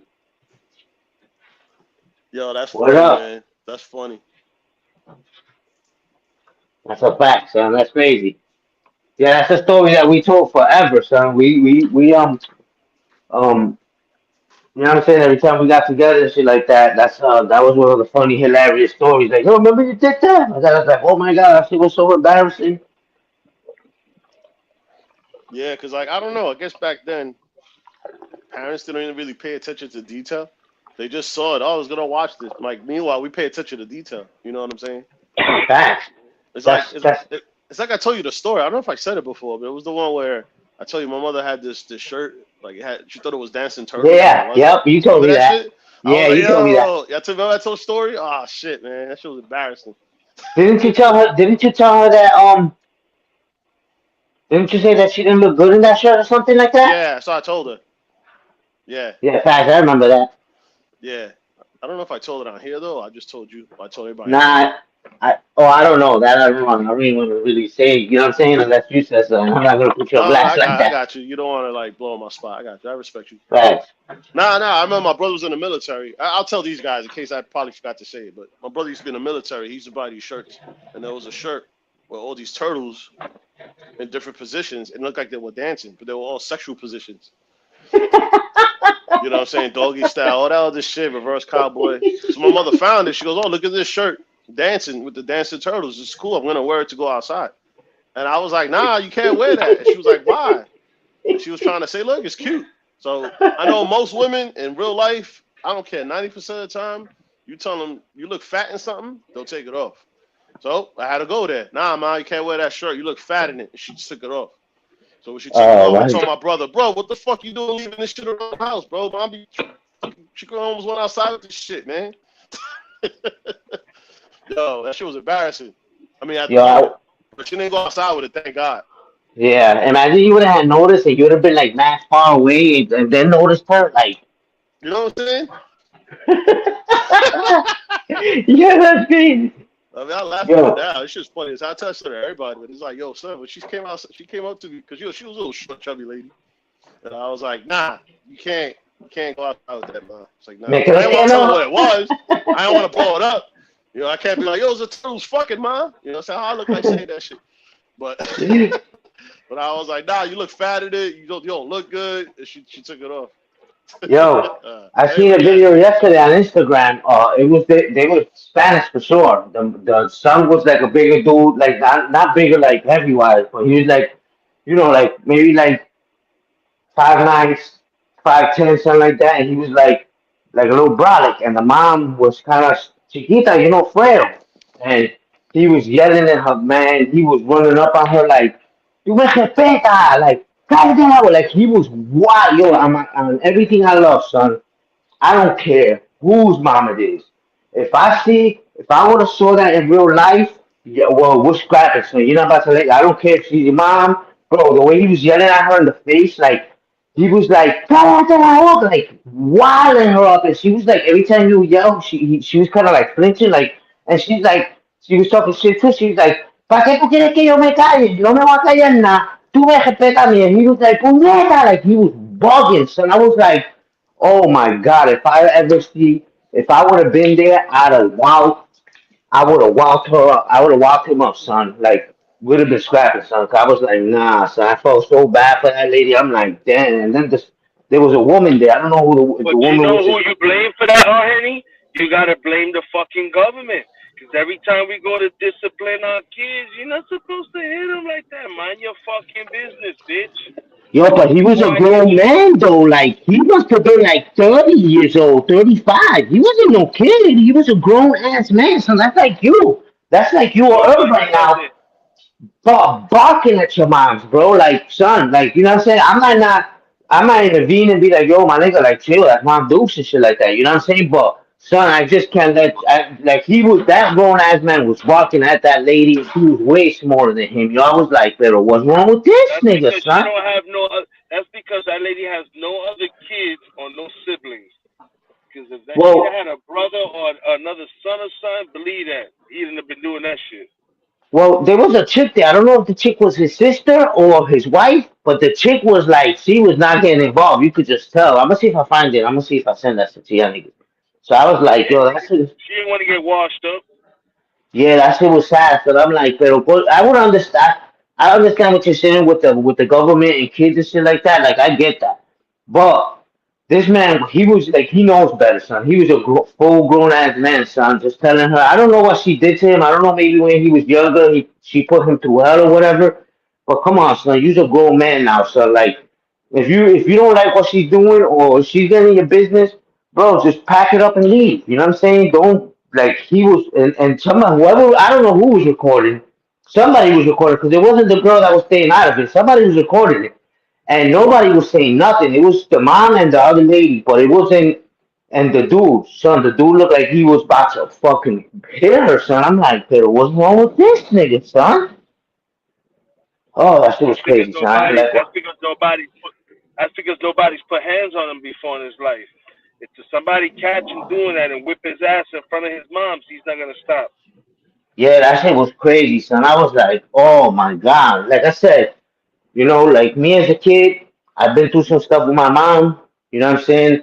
I used to resent her, but now as a grown man, my mom, like I used to be scared of my mom. You know what I'm saying? Like terrified, like yo, she was the boogeyman.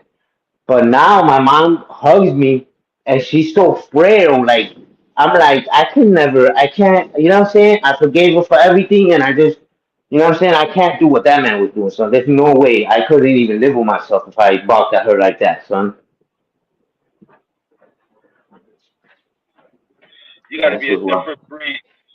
Let me That's tell a you something. fact. There's two things I've always felt that should never be done. You should never ever just call your mother out of her name.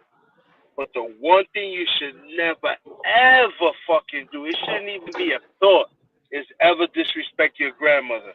You are getting fucked up by all your cousins. You disrespect Abuela and trust and believe you getting jumped at some point. My grandma was the peacekeeper, so anybody bark at my grandma, if you was getting niggas was rushing you, son. Women, men, everybody was rushing. Kids. Our moms is a little different because our moms, Abuela used to be the ones that defend us and shit like that. Our moms would want some strict shit. You know what I'm saying? And I can't even say that we were being angels either. They had all the right to be dicks because we used to be wilding out, nigga. Like, Nigga, you know I what I'm saying? saw an uncle of mine's, Henny. Yo vi un tío mío. And you know, Henny, we Spanish. Yo vi un tío mío robarle a la abuela mía, yo. That's crazy. My grandmother had 9. she had technically had 11 kids. She lost she lost a set of twins, and then she lost another baby, leaving her with 9. My grandmother had, it was Negra, Minerva, Mangara, Sonia, Raul, Titi, William, and Raymond. Raymond was the criminal of all my uncles. We had that. We had that. We all had that uncle. Yeah, that was the one that was just always locked the fuck up. He always had some slick shit. Something. He was always doing something that got him caught up in some shit. And I don't know what it was that possessed him to do that shit. But it was the second of the month, and my grandmother used to get her little SSI. You know, she lives in an anciano, anciano. But she would cook every Sunday, and we would come over, and she would cook enough food, and niggas would go to Abuela's house to eat. You knew if you needed food, there was food in Abuela's house cooked. I don't know what possessed this nigga to go to his own mother's house and steal from his mom. Bro, when I tell you, I watched my mother, her 2 sisters, and the other 3 brothers. There was only one aunt that wasn't there. Han cogido a Raymond y le han metido una pela. Oh my God! I'm talking about, it was one of those. They jumped the shit out of my uncle, bro. And I was all of us kids, all of the kids to the fucking the uncles and aunts that were there. We were all there watching this one uncle get his ass whooped. I was like, oh shit, they fucking Raymond up. I mean, sometimes, man, like I say, you know what I'm saying, to be that one grandmother or their mom, that's, you know what I'm saying, that sometimes you can do a lot of things until you cross that one person, and it's like, nah, it's up now. Yeah, that nigga, I think what it was too, bro. I think he had stole 100 and se robó. The nigga stole $100 from my grandmother's purse and had the audacity after he asked her for money and she knew what it was for. She told him no. The nigga stole the shit, and then the cabrón vino para atrás with the fucking liquor from the liquor store. Like, my nigga, you didn't have no money. Where you get the money from?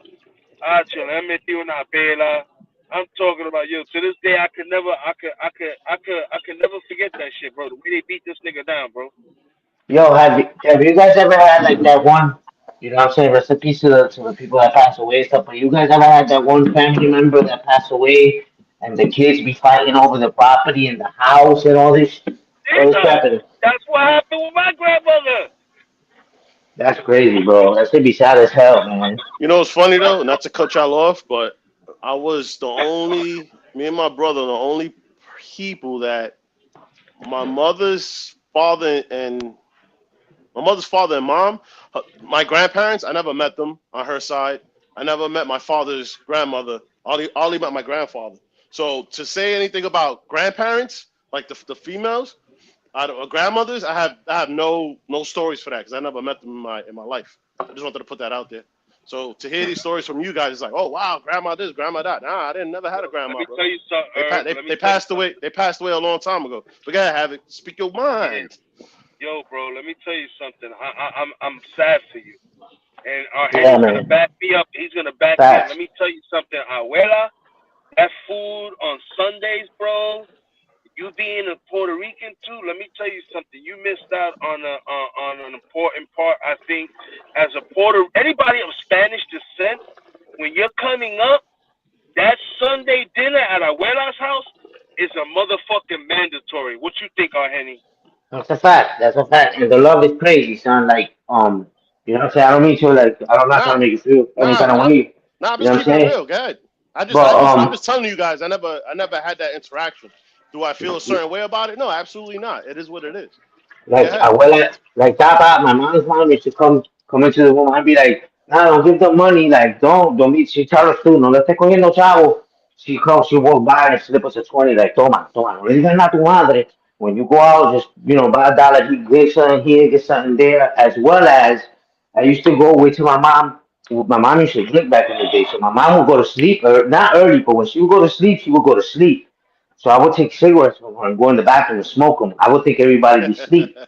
So when you don't smoke, you can smell that shit. And I remember I used to go lay down, and my grandmother used to come to the bed, and I remember she used to tell me like, mira, you reek like cigarettes, entonces te coge tu madre y te rompe la cara, entonces ella está mal, ¿verdad?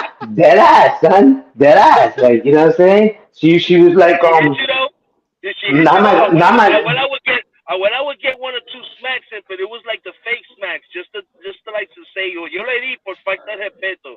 ella me cogía por la patilla, she got me para la patilla, for my ear, dead ass, big facts, nigga.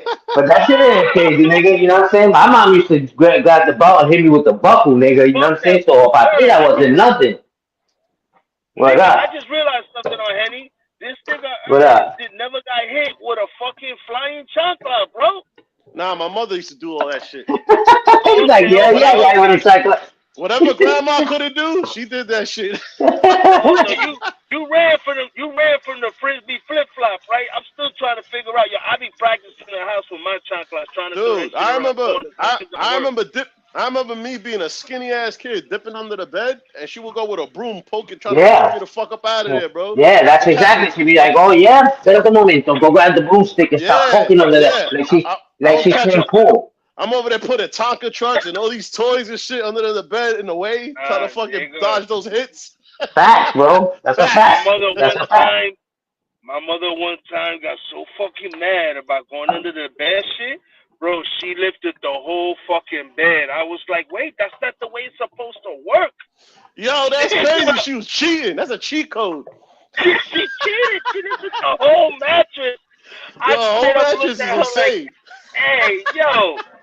Yo, Damn, one weekend before school started, my dad used to pick us up for the weekend. So my mom was like, "Yo, see, if your father takes you to get anything, make sure you get this. Make sure." I know she told us to get. She was like, "Dile que necesita calzoncillo, media for school. School's about to start. Now, like a couple days or whatever." And I was with my dad, and my dad was like, "Yo, your mom said you need anything?" And I was like, "Not really.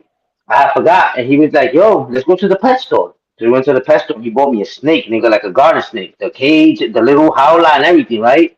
I get to the house, B, and my mom's like, "What is this?" And I'm like, "Papi me compró una culebra." And she's like, "Ven acá, y lo calzoncillo y media." And I'm like, "He didn't buy none of that stuff." And she knew what was up. She knew I was on some greedy shit, nigga. She was like, "Let me see it." Nigga, she took the cage, like the whole cage, nigga, and she shook that shit man hard, like.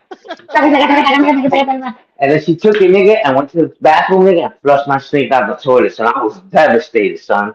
That ass. She did that because, you know, she was like, no, alright. And she called my dad and she flipped on him too. Yo, hold on a second. Yo, how many times? Hold on a second. Yo, Dusty, chancletas used to fly around the court. Yo, chancletas are like boomerangs. Them things will never get lost. They come right back to mama. Look at her. They had skills. They had fucking skills. I don't know how they did it. Oh, when you knew you was in trouble and you gave a story and your whole story was just all discombobulated and they would hit you with one of these. ¿Qué? No joda. No coja piedra, mono. No me des, no joda, porque tú me preguntas una vaina dolosa. Oh, I see.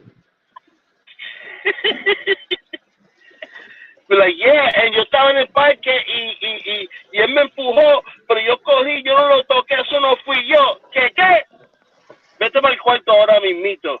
When you heard, vete para el cuarto ahora mismito, you knew the best thing you could do, you knew it was over. You should try to take a bath as soon as possible while there was company or she was busy. Because if you took a bath later or she sent you to take a bath, that was enough thought for her to come in there and get you. But I was fucking curtains up. I didn't give a fuck. Nah, you know what? I used to go take my bath early. Especially if we was going to my aunt. If my aunt was having a barbecue or something, I'm taking a bath early. You know why? Because I knew at some point that night I was gonna have like tres pronosticas. Tiene una pronostica cuando llega a la casa. He's like, "Oh man, you gotta take a shower." Hold up. You ain't never got fucked up in the shower? I know I did. What? Man, Nigga, I didn't give a fuck, bro. You already getting hit. I used to break the shower curtain. I didn't give a fuck. I wrapped myself in the curtain. You already whipping my ass anyway. Whip me some more. Fuck nigga, my teacher told my mom, I think it was language arts teacher. She told my mom, she was like, yo, her name was Miss Pappas. She was like, yo, he threw out of the third floor. She was like, yo, he threw the mop out the window. He threw his textbook out the window in the classroom. She punched me in front of, it was a parent teacher conference. Punched me right in the face in front of everybody. Pow! So I took off. Nigga, she's chasing me around the fucking room talking about, ya está cogiendo. Yo, all my friends is like, oh, this nigga mom is bugging. So I'm like, no, you got boogie. She's like, deja que no te apures que tú vas a tener que llegar a casa. Tú a casa vas a llegar y vas a dormir. No te apures. Bullshit. Fucking right, that shit was bullshit. But but on front, when it was open school night, you always took them to the teachers you was passing in first. I would try. My mom wasn't falling for that, my nigga. My mom was not falling for that. My mom was Yo, I knew. Yo, I used to have math and science. To me, I used to hate the shit, bro. Yo, that was the first passage she went Yo, to. nigga, I hate math. But go ahead. Yo, listen. I went to my cousin. Rest in peace to my cousin Jason. But my cousin Jason, we was at the same school. My mom, this one day, specific day, I skipped school, and I was on Coney Island chilling, whatever. So my aunt called my mom and was like, "Mira, acompáñame a la escuela because Jason is being bad in school, and I want to go check up on him." So my mom had the bright idea, fuck it. Like I went en el salón a Henry para ver to see if he's bugging out too. Nigga. I get home, before I get home, I take a paper, I erase the top, I change the date, then I'm walking home, nigga, and I see my mom on the corner with her friend Mita, right?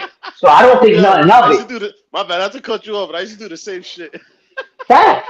Nigga, I get to the corner, nigga. She's like, espérate un momento, Henry, para que vaya a la tienda conmigo. So I'm standing there, my boys are walking up. She's waiting till everybody's walking up to greet me. She's like, ¿Cómo tú vas a la escuela hoy? And I'm like, bien, ma. She's like, that's funny, because I was in school, and I didn't see you, and instantly I knew what was up. My fucking heart dropped, nigga. I don't know who enforced this. I don't know if it was Giuliani or Pataki. The ones that stop and frisk shit. Nigga, in front of everybody, she had me thrown on the wall, nigga. She searched me. She made me take my jacket off. She didn't strip me naked, but she like took my book bag, took everything out. Like that shit was an embarrassing time. Puerto Ricans, mom, don't be shit sometimes, yo. Dead ass. Damn, nigga, what the fuck is Alcatraz? The fuck was Yo, dead ass.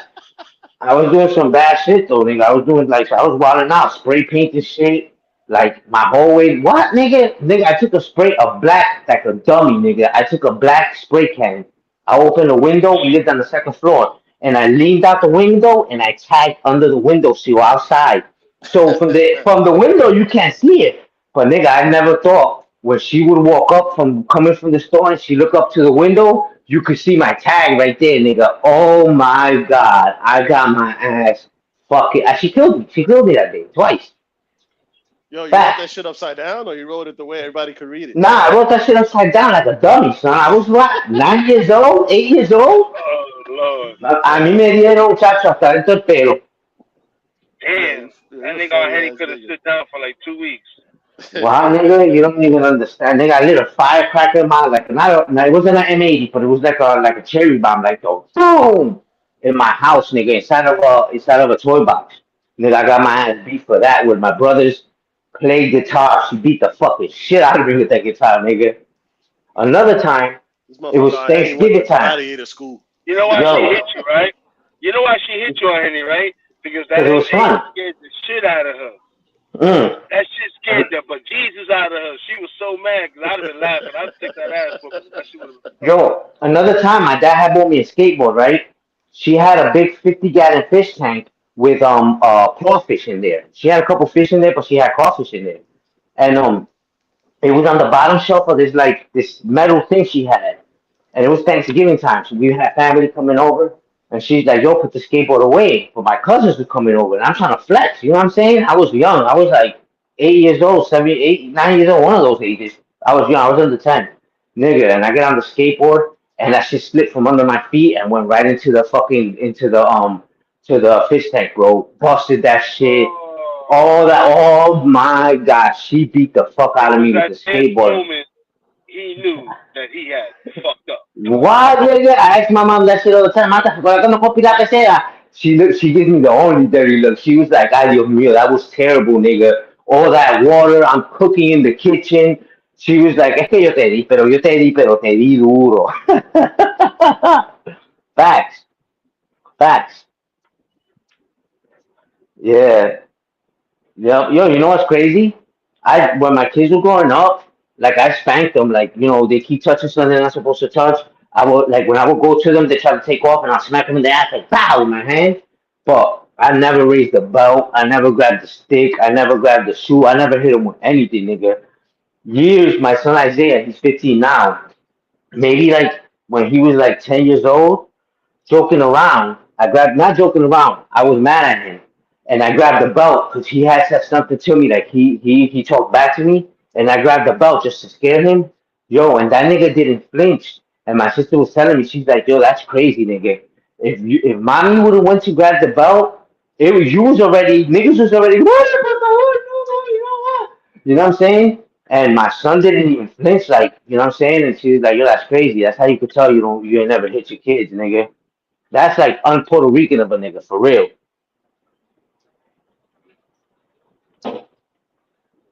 Yeah, been through some crazy shit, my nigga. Been through some crazy shit, son.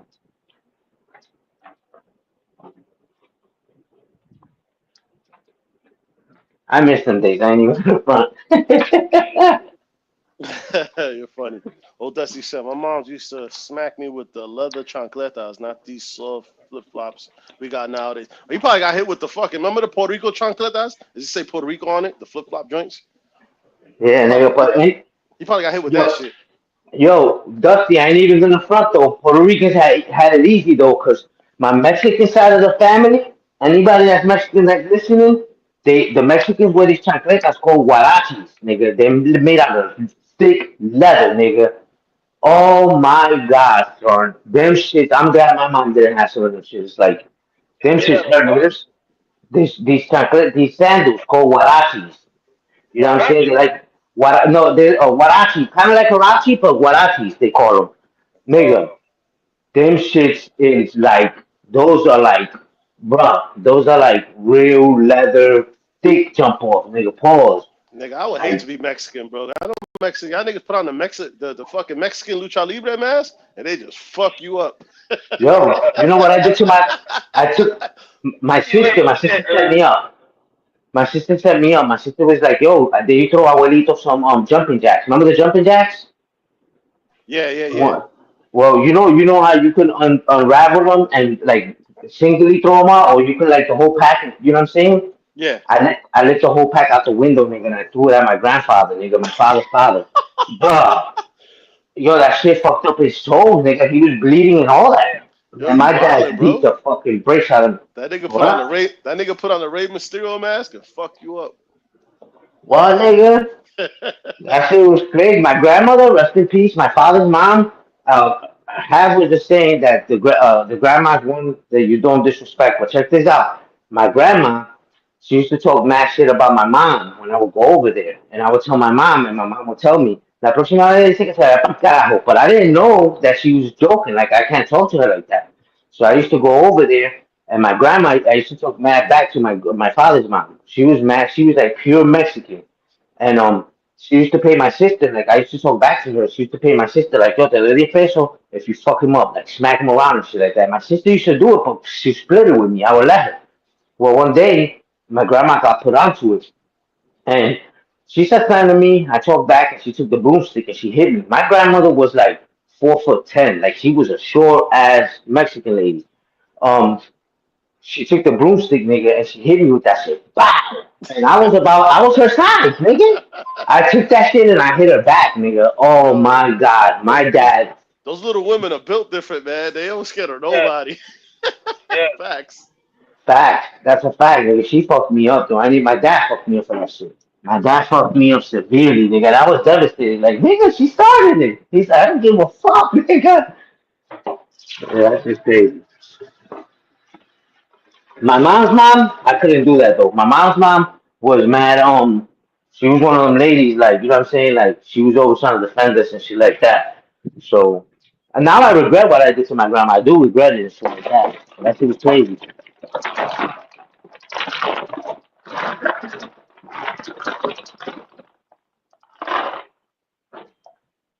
Y'all there? Yeah, I'm here. Yeah, I'm Oh, here. nah, I touch my earbud, and when you touch the earbud, sometimes I see disconnect. Nah, nigga. Everybody do 5 minutes of fame. We chilling, man. We all hanging out, man. Y'all niggas in the chat, don't judge me for my stories. Y'all heard? This piece of shit. Yo, salute to Joe Elias in the fucking building. Salute to Havoc. God bless all the Rico squad. Wepa up in the mamas. Salute, Bill, Need my salute. fucking glasses over here. Coming up with the jelly bean chocolate. Chocolate, duck. Yeah, exactly. Yeah, but nah, like I said before, I don't know. Like people talk about the grandmother shit. Like my mother was close with her grandmother. Not my mother.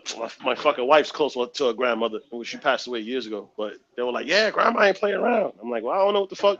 Tell me some grandma stories, cause I don't know anything about it."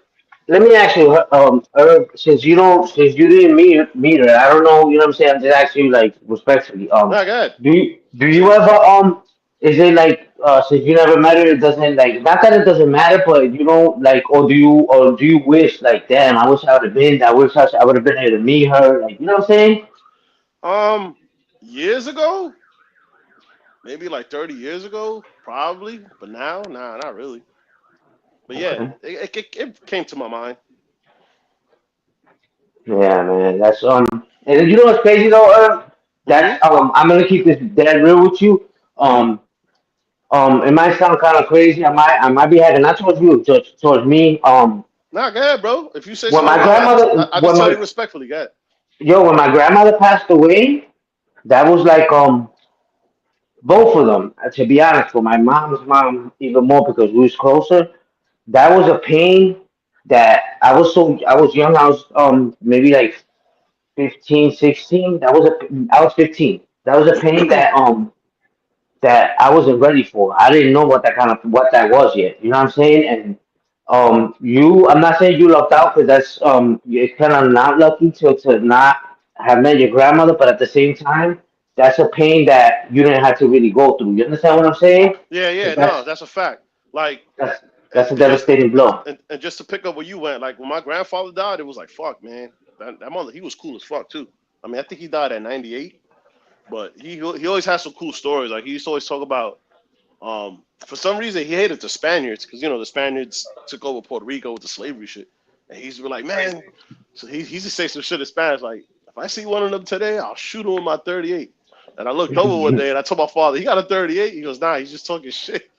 And I was like, oh, okay. But he used to talk about the back in the day shit, man. And he was so old school that he would look up at the sky and he'd be like, mira, son las 6:30. And I'm like, how the fuck he knows that shit? And bro, he was just that old school kind of dude. So yeah, when he passed away, yeah, I felt a certain way about it. So I get it, you know. You know what I'm saying? And it's like like I said, it probably would have been great. You probably had mad dope memories, but at the same time, when they leave, when they're gone, that's a devastating blow, bro. Like, Yeah, it was bad, bro. I remember. I think he died. Shit, I was probably maybe like 12 years old. Damn. yeah, that's crazy, man. Like, the shit that it's like for example, my father and my kids, my sister got 3 kids, but my sister always lived far. So my sister, my dad like obviously loved his grandkids, but he really didn't have an all the time relationship with them. Like my dad would get home, he would come to the crib, he would spend time with the kids. He'd be like, yo, I'll be right back. He'll take them to the store, whatever. You know what I'm saying? All the time. So when my father passed away, by the time I got to the emergency room, when I walked in, they had him in a room on the gurney. My sister's kids were sitting outside of the room with my sister and my brother-in-law, and I walked, I went to say my goodbyes to see him in the gurney, and my AJ and Christian, bro, one was holding one hand and the other one was holding the other hand, and their heads were like bowed to their head. They bowed their heads to my dad's hands. And when I tell you, they were, those cries that you can't even make noise, that you're just breathing like gasping for air, like Yeah. that. Oh my gosh, son, that shit devastated me, son. Like I couldn't even. I just let them be for a minute. I just looked at my dad, like you know what I'm saying. That was like I remember it was like, oh Oh, my god, I feel. so what you're saying is You was there when he had his final breaths. No, check this out. My bad. When my dad was in he went from Rochester to Brooklyn to because I remember I was telling you I got my people's Adam lives in Brooklyn. Yeah. I got you. Well, he brought my dad down to Brooklyn and he was helping because he's in the medical field, so he was helping my dad with like the doctor. They was hooking him up. Well, when they found out he had cancer, first he had cirrhosis of the liver, so they put him on a liver transplant list. But when some certain tests came back, they figured out he had cancer, so that automatically they that automatically it didn't qualify him to be on the liver transplant anymore. So they took Right. him off of that, and then they put him on chemotherapy. But when they started doing the chemotherapy, it was eating him alive. So they told us, you know what I'm saying? They Yeah. gave my dad a couple weeks to live. So me and my sister had I was down in Alabama going through the court shit with the divorce stuff. Well, me and my sister took a trip with my I took AJ and Christian with me, my two oldest sons, and then my sister took my nephew with her, and we went up to New York and we spent some time with him there. Then when they told us that my dad was dying, that they didn't give him that much time. We asked the doctor, yo, can we bring him back to Alabama? Because you know what I'm saying, I had my other kids, I had court down here and shit. So they was like, yeah. So my sister and my dad caught a flight down here, and I drove the car with my nephew and my kids back down to Alabama. It took me like 3 days to get back down here. She was here in a day. When I got back down here, my dad, I was living with my sister because I thought I was supposed to go to court and then go back to New Jersey. Um, um, I remember one day I went to work. It was like 4 days. It was like my dad was here for 4 days. On the fourth day, I went to leave to work in the morning. I went in the room to talk to him. I was like, you know what I'm saying? And this young pa, this and then the third. I'm gonna go to work. I'll see you when I get out. He was like, señor, te cuide, and I left to work. My job is 50 minutes away, 55 minutes away. So I get to work. I'm at work maybe 3 hours, 2 hours. My sister calls me and she's like, "Yo, Papi passed out. We rushing into the hospital." So I call my boss. I'm like, "Yo, because what happened was we drive our cars to the shop, and then from the shop we take the work van to go wire houses. So I couldn't just take the work van to go back to the shop because these niggas are wiring the houses and shit like that. So I had to call my where we was doing our job. It was like literally 5 minutes away from the shop. So I called my boss and I'm like, "Yo, I need you to come get me. I gotta go pick up my car." I gotta, he knew what's up with my dad, so he's like, "I'm on my way. Came and pick me up." I got to the car and I get in the car and start driving and you towards the highway. And my sister calls me. As soon as my sister calls me, I already know what time it is. My dad was already, they didn't give him that much time, so I already knew what she was calling me for. Anyway, she sends me a text and she's like, she told me that they were taking him to Providence Hospital. The first phone call I got from her. So I'm already going to Providence and I know where the emergency room is at and everything. She sends me a text and she's like, I'll talk to you when you get here.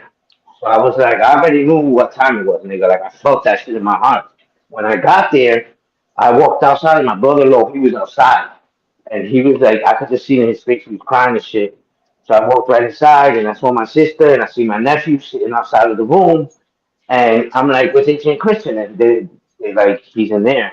You know what I'm saying? And I went in there and my dad was already like on the way to the hospital from my sister's house. She lived maybe 7 minutes away from the hospital. From the time he passed out to the time they got, like, he was still breathing.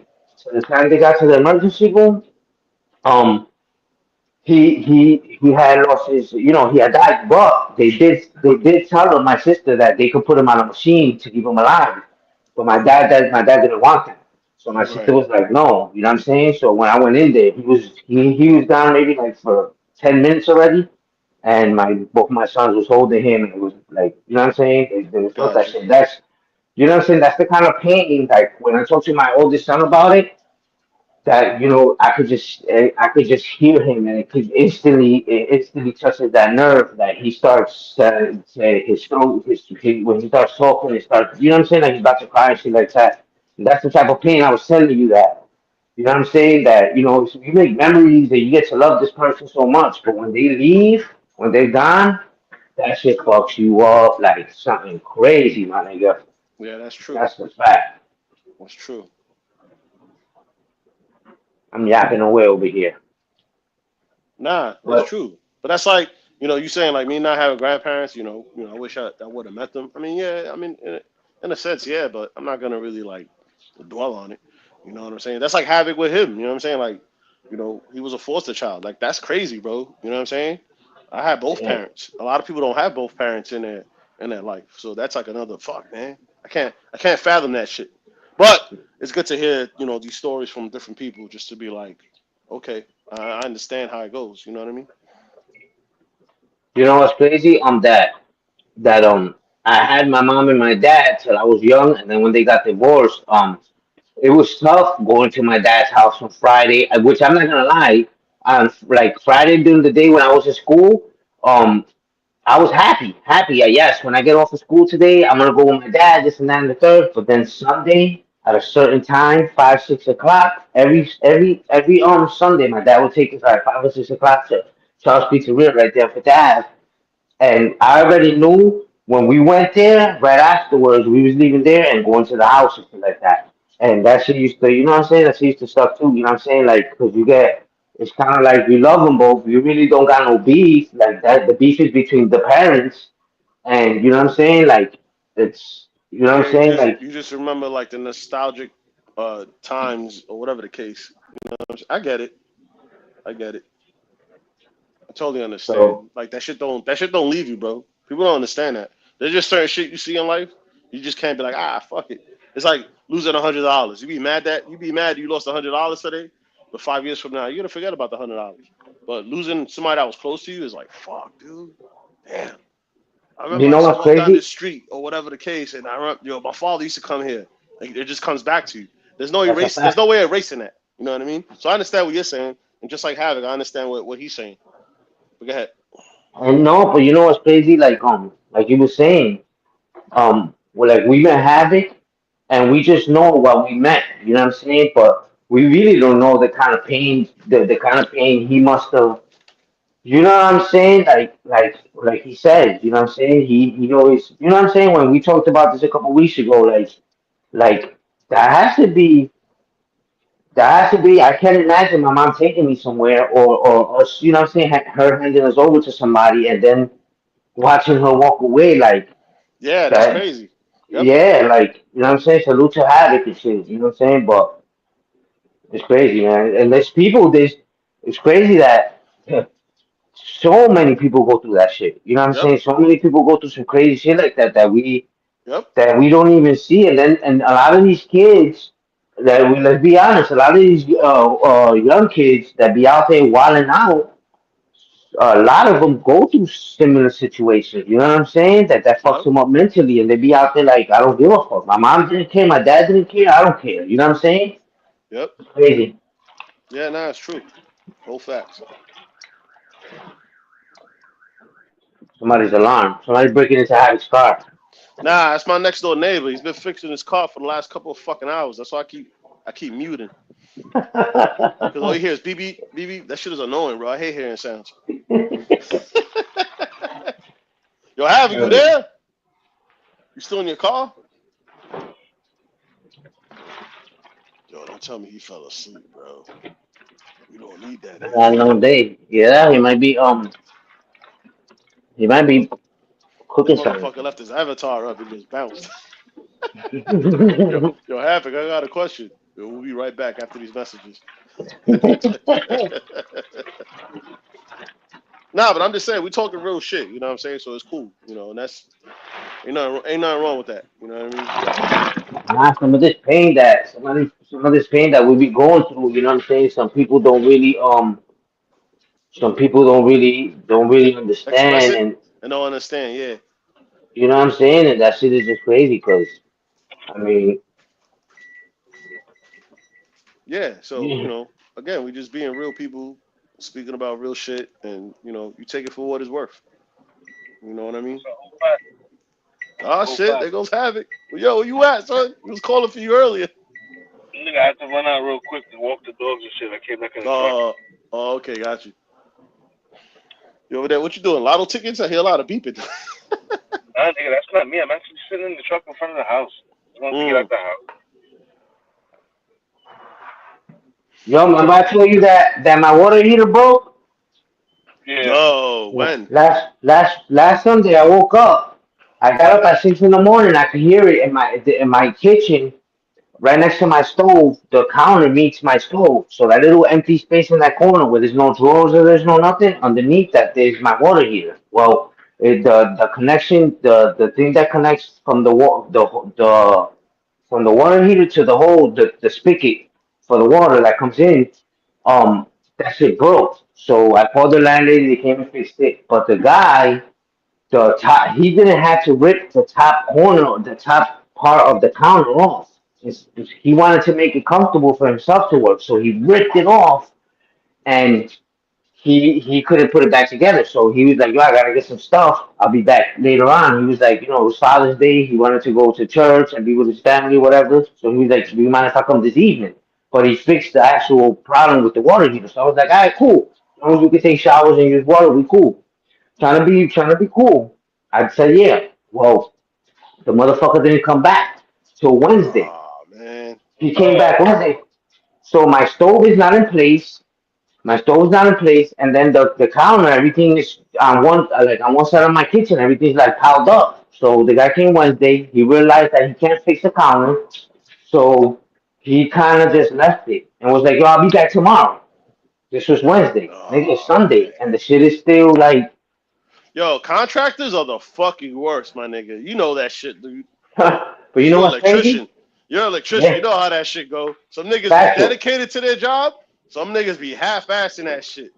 Yo, I don't know how many times I had like issues with my house in regards to like heating or plumbing. I got into it with these niggas. Like, what the fuck, bro? You know what I'm saying? So I get it, man. That shit sucks. Homeboy la tiene pronosticado because I'm waiting for him to come, son, because I'm going to apply wild pressure on him, son. For lying to me twice. He lied to me on Father's Day and said he'd be back that evening, and then he lied to me on Wednesday and said he'd be back tomorrow. And he still hasn't come back. So I'm going to make his shit mad uncomfortable when he comes. Watch.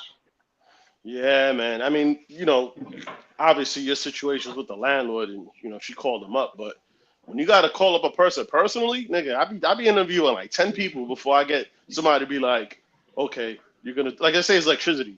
I got an electrical problem in the kitchen. I'll call like 10 companies, and I'll narrow it down to, all right, maybe this guy. I'll pick this dude, because you can't just go for the first person you get, because they'll do some bullshit, piss you off, and you're like, fuck. So it sucks, bro. I hate when shit breaks down in the house, because that's the first thing I think about. Man, you call these contractors, some of these some of these dudes are honest, and some of these dudes are pieces of shit. Facts. Especially if you got a big house. Yep. If you got a big house, forget about it. They even worse. Or they look for more shit. Oh, well, this plug you got for the TV, something else is fucked up, and then you don't know any better. You like, go ahead. Next thing you know, you're paying like $4,000 some shit that you probably didn't really need, because it wasn't.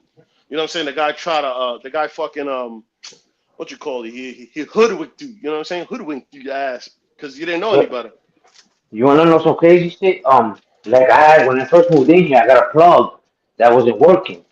I talked to her about it, but she said that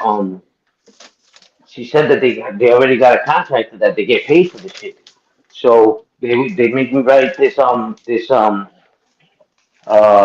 I don't even got one this work maintenance Oh, like a request. work order, Yeah, there you go, a work order, right?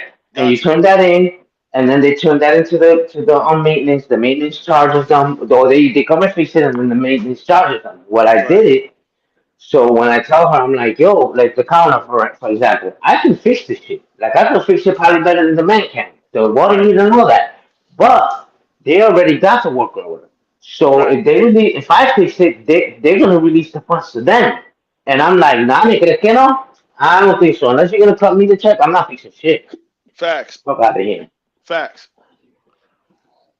But at the same time, when you do that, then I got to sit around and wait. My shit's got to be all discombobulated so they come and fix the shit. Yeah, exactly. That's the problem with some of these motherfuckers. It's the truth. Life at its best. So there's an electrician I know. He lives down the block from me. I needed some work. He was straight up, yo, you just need this done.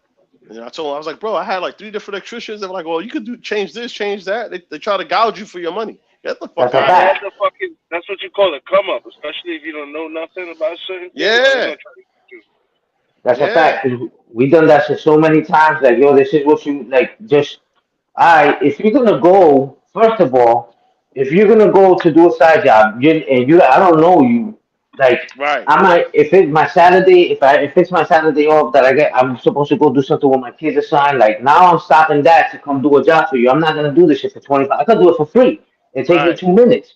right, But if I'm gonna charge you $200-300 for some, if I'm adding a plug for you, let's just say you want the plug from the bottom, from the bottom, you know where the plug, where the regular plug level is. If you want it behind your TV, all I yeah, gotta yeah, do yeah, is yeah, it's that simple shit. Like, that's mad simple. But I'm gonna charge you $300, $200. But I'm also gonna I might have the piece of wire at my house. I might have it with me. You know what I'm saying? But I'm gonna charge you for the whole row, nigga. I'm charging you for the right. whole row at Home Depot. I'm charging you for this, for that, and I'm keeping That the rest of the labor, shit too. yeah, Exactly. You know what I'm saying? Just a quick yeah, come up. yeah. But that's why, like, like with me, I got an auto mechanic. I know this dude for 10 years, cool dude. And I go to him, he be like, you can fix this on your car now, but this shit, I wait till next year. You be all right. You know what I'm saying? And the nigga be on point. But other people, they want you to swap out everything at one Mm-hmm. shot. Like, I've been to places where you go for an oil change, they're like, oh, you need to flush this out, flush that out. Like, yo, what the fuck? So you walking out of there Yeah, for, let's say, an oil change is $30. You walking out of there paying $500 because they got you for shit that you don't need to be changed. You know what at I'm saying? all. Niggas talk about change your brake fluid. You don't need to change that shit. Brake fluid can Facts. last for over 100,000 over 100,000 miles. And motherfuckers are Is it changing that shit. They just got the Don't car. Get the forget, fuck out of here. yo, Irv, don't forget the fucking the filters wipers? to your car. The fucking Oh wipers, yeah, the all that filter, shit. the air filter. The niggas be ready to get you. Oh look, it looks dirty. They put that dirty shit right back in there. Yeah. Don't fuck around and tell them take care of whatever needs to take care of. You gotta be specific. Nah, I just want you to do the oil, motherfucker. Don't touch nothing else. Cause you come back, you gotta put the wipers in there. I did this, I did that. You're like, I changed your blinkers, I changed your everything. It's like, yo, nigga, $800, nigga. I came in for $40 fucking oil change. Oh, Henny, that's a fact. I had somebody do that to me once. They were like, "Oh, there's one of the bolts that was loose. We changed it." I didn't ask you for that shit, bro. Got into a back and forth conversation. You, like you said, you got to specify what you're there for. But like I said, I know this dude for years. Cool dude. Recommended for somebody else, and he never jerked me. You know what I'm saying? But yeah, they'll do that shit, bro. They'll be changing shit without your permission. They're supposed to ask you. They're supposed to call you on the phone and tell you, "Hey, man, I found this part that's fucked up. You want me to change it?" No. You know what I'm saying? And if they be like, "Oh well, you can't drive this car off the lot, or whatever," that's a lie. You know what I mean? Get the fuck out of here. But yeah, niggas try to jerk you, bro. It's crazy. So you gotta know Yeah, your shit. Facts. that's a fact. That's a whole Mm-hmm. fact, son. It's a whole fact. Unfortunately, I mean, I get it. Contractors want to make their money. I get it, bro. You know what I'm saying? Like our Henry explained. Dude had his day But off. it's Got to take his that. kid. You know, he's gonna take advantage of the day. But you got to be smart and watch out for these dudes. You know what I mean? At the end of the day. Sad thing about it is that we don't even have to worry about that, yo. The fucking drop in fucking Mexicans and Venezuelans coming into stores and businesses has dropped considerably. That shit is bad what they doing, man. Yeah, those bastards. But the good thing is if you do know somebody that does some kind of work, you know what I'm saying? Like I've done shit for my sister, or like if I know somebody, like somebody might be opening a store or run a store, and they have an electrical problem, and you know you can fix it for mad cheap, or you know it's just a breaker, and they're like, nah, this electrician told me it's gonna cost this much. It's like, yo, let me do it for you. I'll do it for you. You know what I'm saying? You hook a nigga up. Don't even worry about it. Yeah, Throw me 50 yeah, bucks or some crazy shit like that. You know what I'm saying? yeah. Nah, because a lot of things that I do, and I'm pretty sure you guys do it, I go to YouTube. I got a problem. Like, my father used to be a handyman in a co-op. So he taught me a few things. He was like, Shout yo, out you to can change. everybody in the chat. Yeah, shout out to everybody in the chat. You could Hello. change a light switch on your own if you know what the fuck you're doing. I changed mad light switches in my house without calling somebody. You know what I'm saying? But when it's something that's like I don't understand, yeah, I go to YouTube, I look at it, and I be like, yeah, I ain't fucking with that shit. You know what I'm saying? So, but a lot of shit you can learn on YouTube, bro. You know, Facts. you want to know how to break down a gun? Go to YouTube. Type in whatever Glock 16. I don't know how to break it down. There's a 1,000 channels that will show you how to break down a Glock. You know what I mean? Or whatever the case. But Fuck, So for me, before I call a contractor for anything, or same thing with a car thing, if I could go to YouTube and somebody had the same situation, I'd be like, oh fuck, I can do that myself, and I'll do it. Yo, in That's the December, way of the right? world now, bro. That's the way of the world now. We're being forced to have to fucking do shit ourselves. Yeah. Facts. I mean, and that's a good way though, because if you could learn how to do it, then you know how to do it now. You know what I'm saying? Yep. My boy in December was moving to he moved to Oklahoma and he got a Infinity truck. Well, he was trying to add, he wanted to put a trailer, but it didn't come with a ball hitch. So he wanted to add one, but he didn't want to just add a regular one. He wanted the one where you could plug in the trailer with the lights, so you could have brake lights and all that shit. You know what I'm saying? You could have the I license got plate you. light. Yeah, I So got you. he bought the whole kit, but since I know electrical, the nigga, and mind you, car electrical and regular residential electrical is totally different. So he Right. comes over here, he's like, yo, you think you can help me with this shit? Oh my God, so I felt like a dummy. I'm like, oh, I told her, I cut the real. I'm like, we can watch. I mean, all I gotta do is look up on YouTube how to install this specific shit, and we could just do it like that. But to be honest, I don't know how to install this shit. I never done this shit in my life. He's like, but you know electrical. I'm like, so what? Nigga, I never done this shit, nigga. But we did it just like that. Looked up on a YouTube video and it showed me exactly what I had to do and where I had to connect it to. I had to connect that shit to the left brake light. You know what I'm saying? I had to splice it to it was a little mission, but I got the shit done for the nigga. Yo, he was mad happy. I think I got like 270 off of that. I think he paid me like $270 off of that shit. And I was just trying to help the nigga out because he's my man and shit. Yeah, You know what I'm yeah. saying? But the nigga blessed me, so I was like, yo, bro, you gave me mad bread. He was like, yo, take that shit, nigga. Don't worry about it. I'm like, say, and he threw me some butt. I was like, say less, nigga. Word up, nigga. 270 or some bud, you good to go. Yeah, I'm like, you don't got no more, nigga. I'll do another one for you right now. Word up. Robbing people. Well, I didn't rob him. He robbed himself. Nah, but I'm the same way. If you're my boy, bro, I do shit for people. Same thing, bro. I make a phone call for something, whatever the case, and that's it. You don't owe me shit. Just be a real person. That's it. That's a fact. That's a fact. That's how it be, though. You know what I'm saying? I mean, I did accept the bribe because he did ask it to me. He was like, yo, I was gonna pay somebody to do that, and it was gonna cost me more. But he just blessed me, like, hold that down, because I guess he had to take some money out too, because we had to get some connectors and shit like that.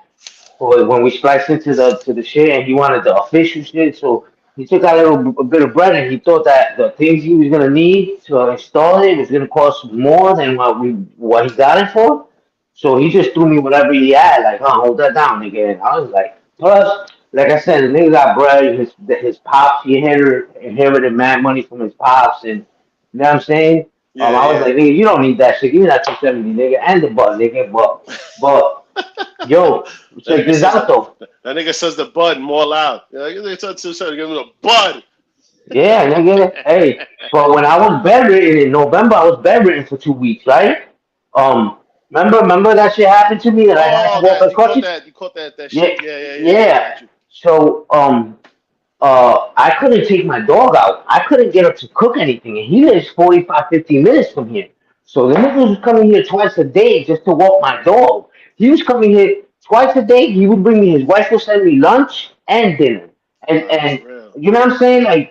That's rare. Like That's real. you know what I'm saying? So it's like, you know what I'm saying? It's one of those type things. Like I was gonna do this shit just to help him out, but the nigga just blessed me like, yo, hold that down. So I was like, yo, muchas gracias. He's a white nigga, but I was like, yo, good looking nigga. Like, you know what I'm saying? Little shit like that.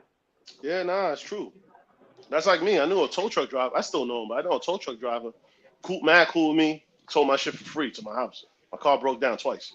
Yo, I know you cool. I'm trying to give him money now, whatever. Somebody call me, yo, I'm stuck somewhere. Call my boy, yo, do me a favor, bro. This guy's like family to me. Pick that nigga up. Yeah, no problem. I told my boy, just give that nigga a tip, whatever it is. Like some tows are like $500, depending on where you live at. You give that nigga like $30, and I was like, all right, cool. Wow. He didn't want to take it on the strength of me, but I was like, yo, just give him something on the strength of me. But trust me, paying somebody $50 or $30 for a $500 tow, that's a discount. Yeah, you gotta do that shit. And I told the guy, yo, thanks, bro. I appreciate you. I didn't mean to call you. I know you went out your way for me. Nah, I got you, bro. You know, it's all good, man. This and that. And that's how it works. That's Well, if I don't a fuck fact. with you, nigga, I ain't fucking shit. What up? What up? Fuck It's out of like here. carajo. Go call AAA, nigga, or call the cops. Whatever the fuck. Get the fuck out of here. You know, What I up, get son? it, so I understand how it is. Like, there's no big deal, bro. I'll just change a couple of wires. But niggas offer you money, I ain't gonna turn it down. Now I don't Nah, want it. but you You know know what I mean? what it is too, bro. Keep it real though, cause sometimes we got friends that you jump out the window for, right? And you like, nah, I got this, and you hook a nigga up. But then if they specialize in something, if they're mechanic or they're a plumber or they're an electrician, and you need some simple shit done, and you know they know how to do it, and they turn around and they try to beat you in the head. It's like, oh, word, nigga.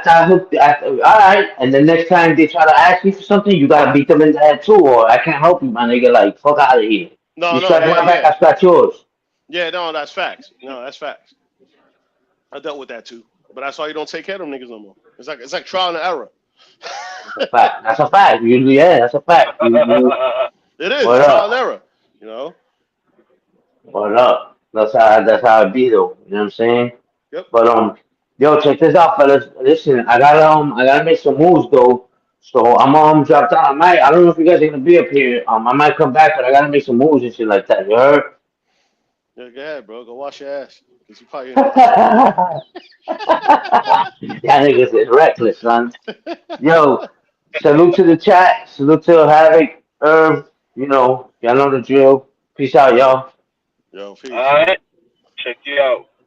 I don't know. I'm gonna be here for whatever until Havoc ends alive. I'm gonna be here for a while. We just chilling, man. We I just still chilling, can't talking believe shit. this nigga really fucking was like he bombed a whole nother country, and the way you spoke about it was like it was beautiful, it was nice, big beautiful. Like, yo, what the fuck is wrong with you, bro? Yeah, I saw that. He was There's like, nothing. yo, it was. We bombed that country tactically. It was executed well. Yeah, he's fucking crazy. Yeah, like, come on, man. Have some fucking humility. You just killed a whole bunch of people. Granted, even if there had to be people watching these fucking facilities. You know what I'm saying? So Lord knows who you took out. Yeah. Yeah.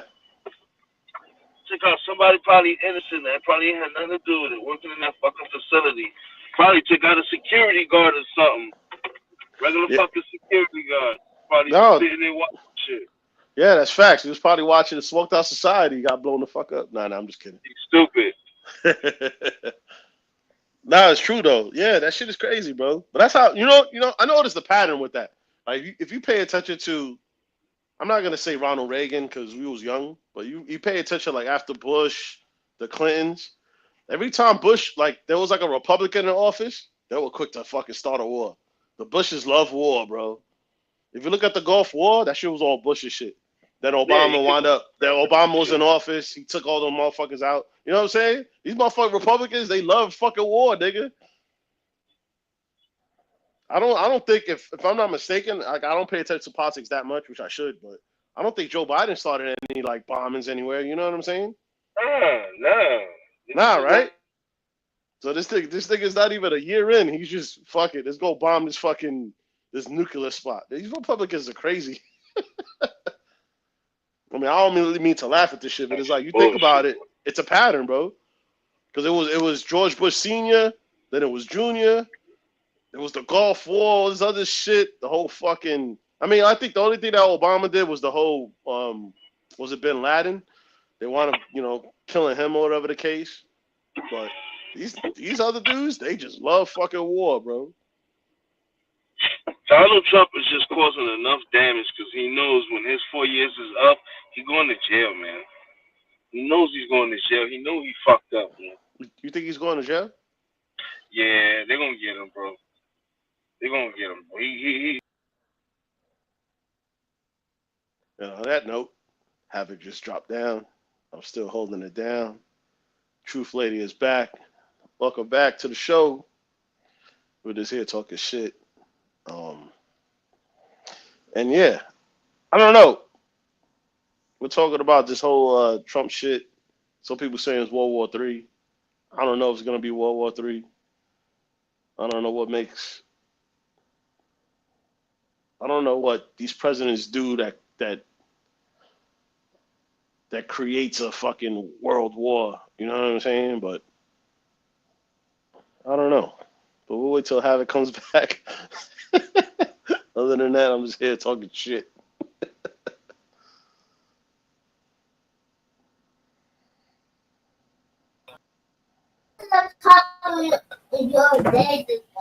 Oh, the man is back. The man of the hour, terror of power. I'm back. Hour.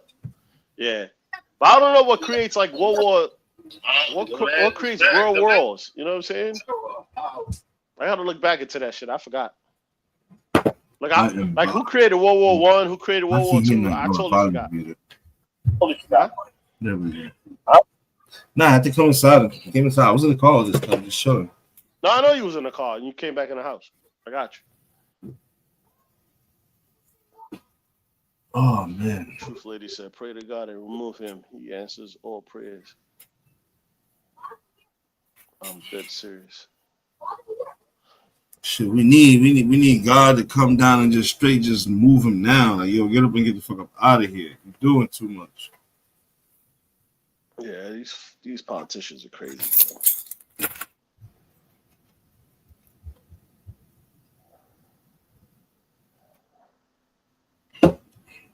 Oh man. Let's see what's going on.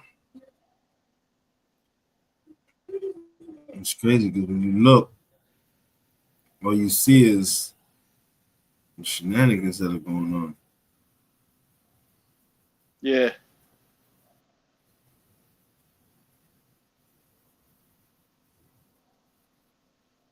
The fuck? Honestly, what's wrong with this shit? What you got there, man? Share with the people. Ah, man.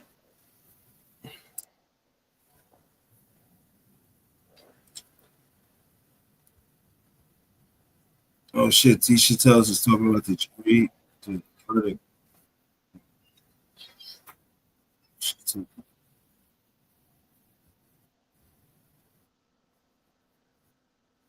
Well, while you're doing what you're doing, I'm just waiting to see this whole P. Diddy trial just over and find out what the fuck if he's gonna be free. He done. I don't think he's going free. That's what I want to know. Done. I think he's absolutely fucking done. There ain't no freedom for him. I think he's done. That's what I'm waiting for. I'm waiting for the. It's just like back in the days with the O.J. Simpson thing, you know, where he fucking whatever, he was on the run with what is it? He was on the run with the other guy. Yeah. AC. It was AC and OJ. You know what I'm saying? And towards the end, they were like, you know, if the glove don't fit, it'll quit. That's what I'm waiting for. That's what I'm waiting for the P. Diddy thing. And then I'll just go look at the whole evidence in itself and be like, how the fuck he got away with it or he got charged with it, and then go from there. Because that's a crazy situation. Yeah, it is. It is wild.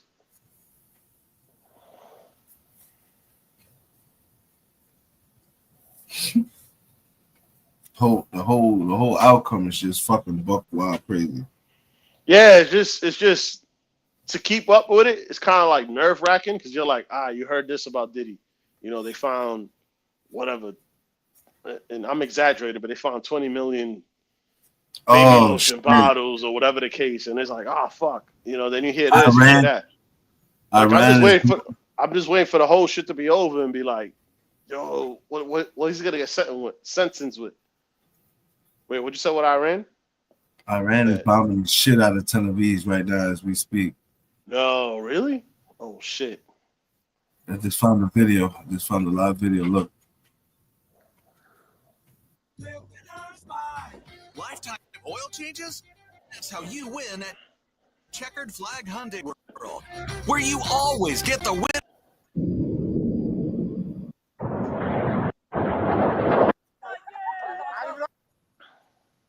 This is live, people. That's some scary shit. This is live right now. יש לנו פה שתי רכבים שנפגעו, כוחות של קריית גת, כיבוי. נותנים מענה לכיבוי הרכבים. יש לנו פה פגיעה בבית כנסת, פגיעה בבתי קרקע, כוחות של קב"א, קריית גת נותנים מענה לכיבוי עכשיו של 2 רכבים בוערים, ככל הנראה כתוצאה מרסס. יש לנו פה פגיעה במבנה כמו שאתם רואים, כוחות מתחילים גם בסריקה למציאת לכודים, פצועים, המון כוחות נמצאים במקום.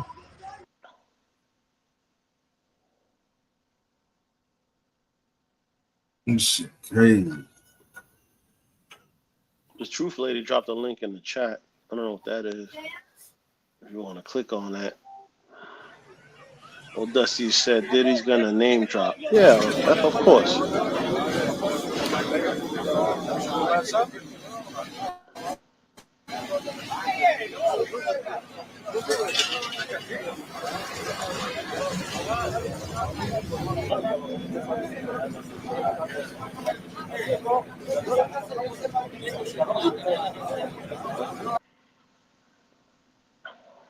Shit, crazy. You know what's crazy? Is seeing that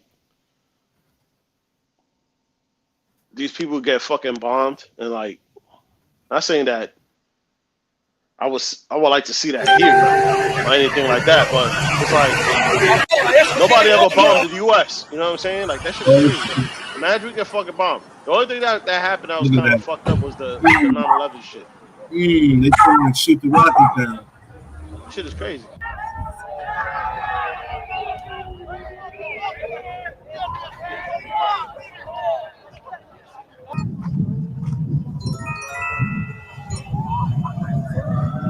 Yeah, that's wild.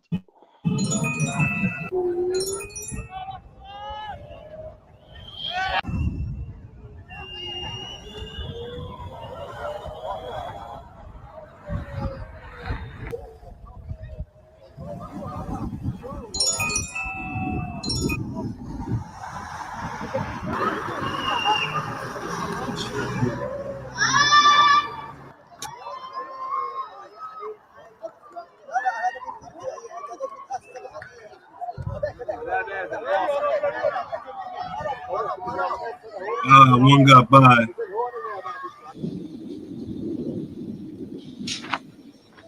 Whoop. That one got by. That one got by. Boom. Damn.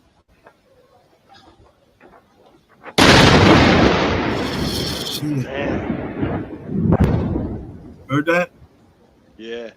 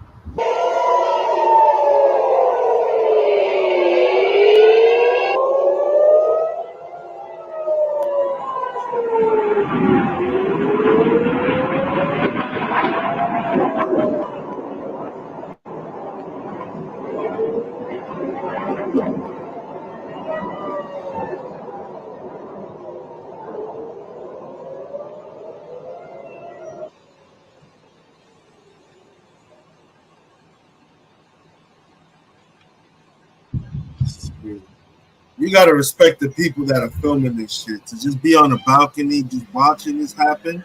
Like, damn. Yeah, you gotta have some balls. I'd be fucking terrified, bro. Yeah, I'd be terrified taking cover. You don't know when the fucking rockets been coming there.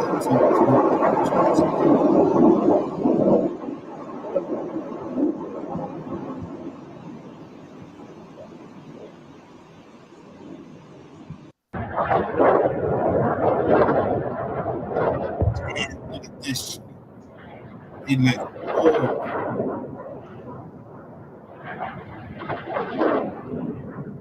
Yeah, that shit ain't even 4th of July fireworks. That shit is crazy. Ooh, you saw that when I got through? Yep. Watch, you're gonna see a rocket get through and hit rocks. Look at it coming down right now. Yep. And that's not it. There's another one.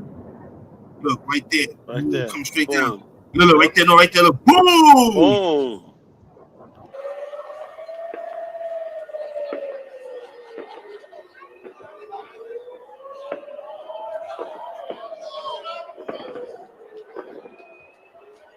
Shit.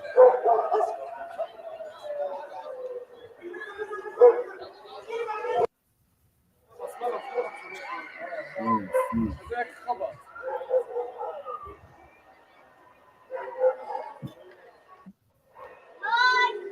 Nope. Did that one get through? Nope, they got it.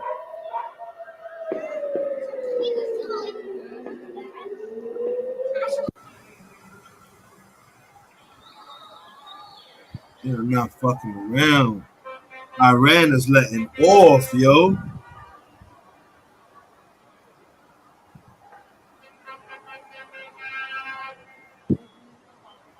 This is Tel Aviv in Israel. Iran is going to fuck off. They let off, bro.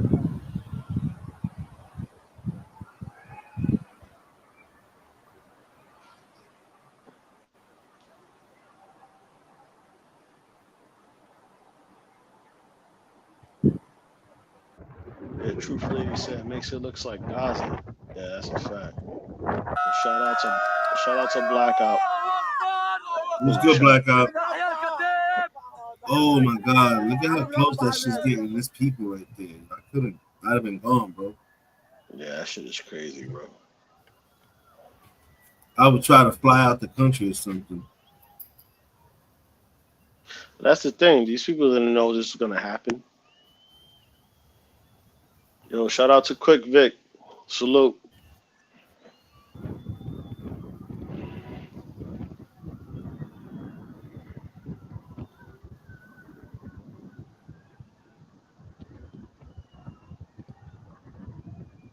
Gotta hand it to these motherfuckers though. They knocking these shits down though. They knocking them down before they get up.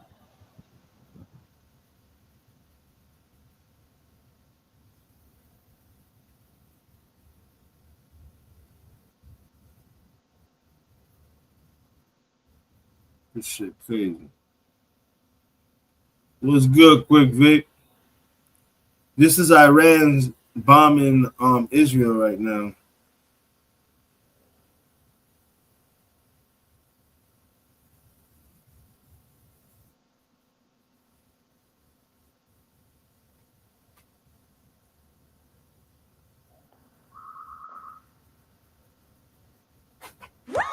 Roe sparks are built differently than Viagra. Sparks are designed to dissolve under. This shit crazy, bro.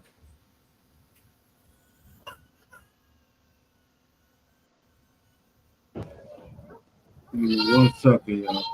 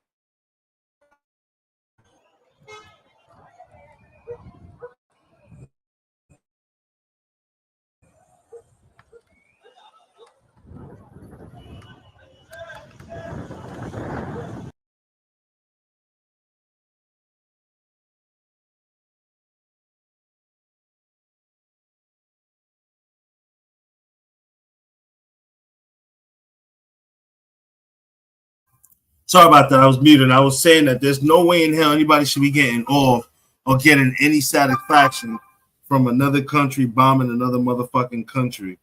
There's people just sitting there watching this shit, not knowing that they're possibly gonna probably get roped up in this shit, yo. That's the sad part about it, yo. This shit is just fucking horrible, man. Look, folks, I'm gonna take a break. I'm gonna go get some food. I'm gonna grab something to eat. I'm definitely gonna probably jump on a little bit later, but I'm Havoc 3E, and that's Irv, and we are members of the motherfucking Rico Squad. And with that being said, shout out to everybody that's in the chat. Shout out to Quick Vic, Blackout, Truth Lady, motherfucking the Queen of the Rico Squad, our Henny, Gemma's Journey, Mayhem and Miracle, Oh Dusty. You already know, man. I'm gonna go ahead and take a break, go cook, eat something, shit like that, and then I'm probably gonna do another live a little bit later. I'm Happy Creek. That's Earth, and we members of the Rico Squad. And we out of here. Smoked Out Society.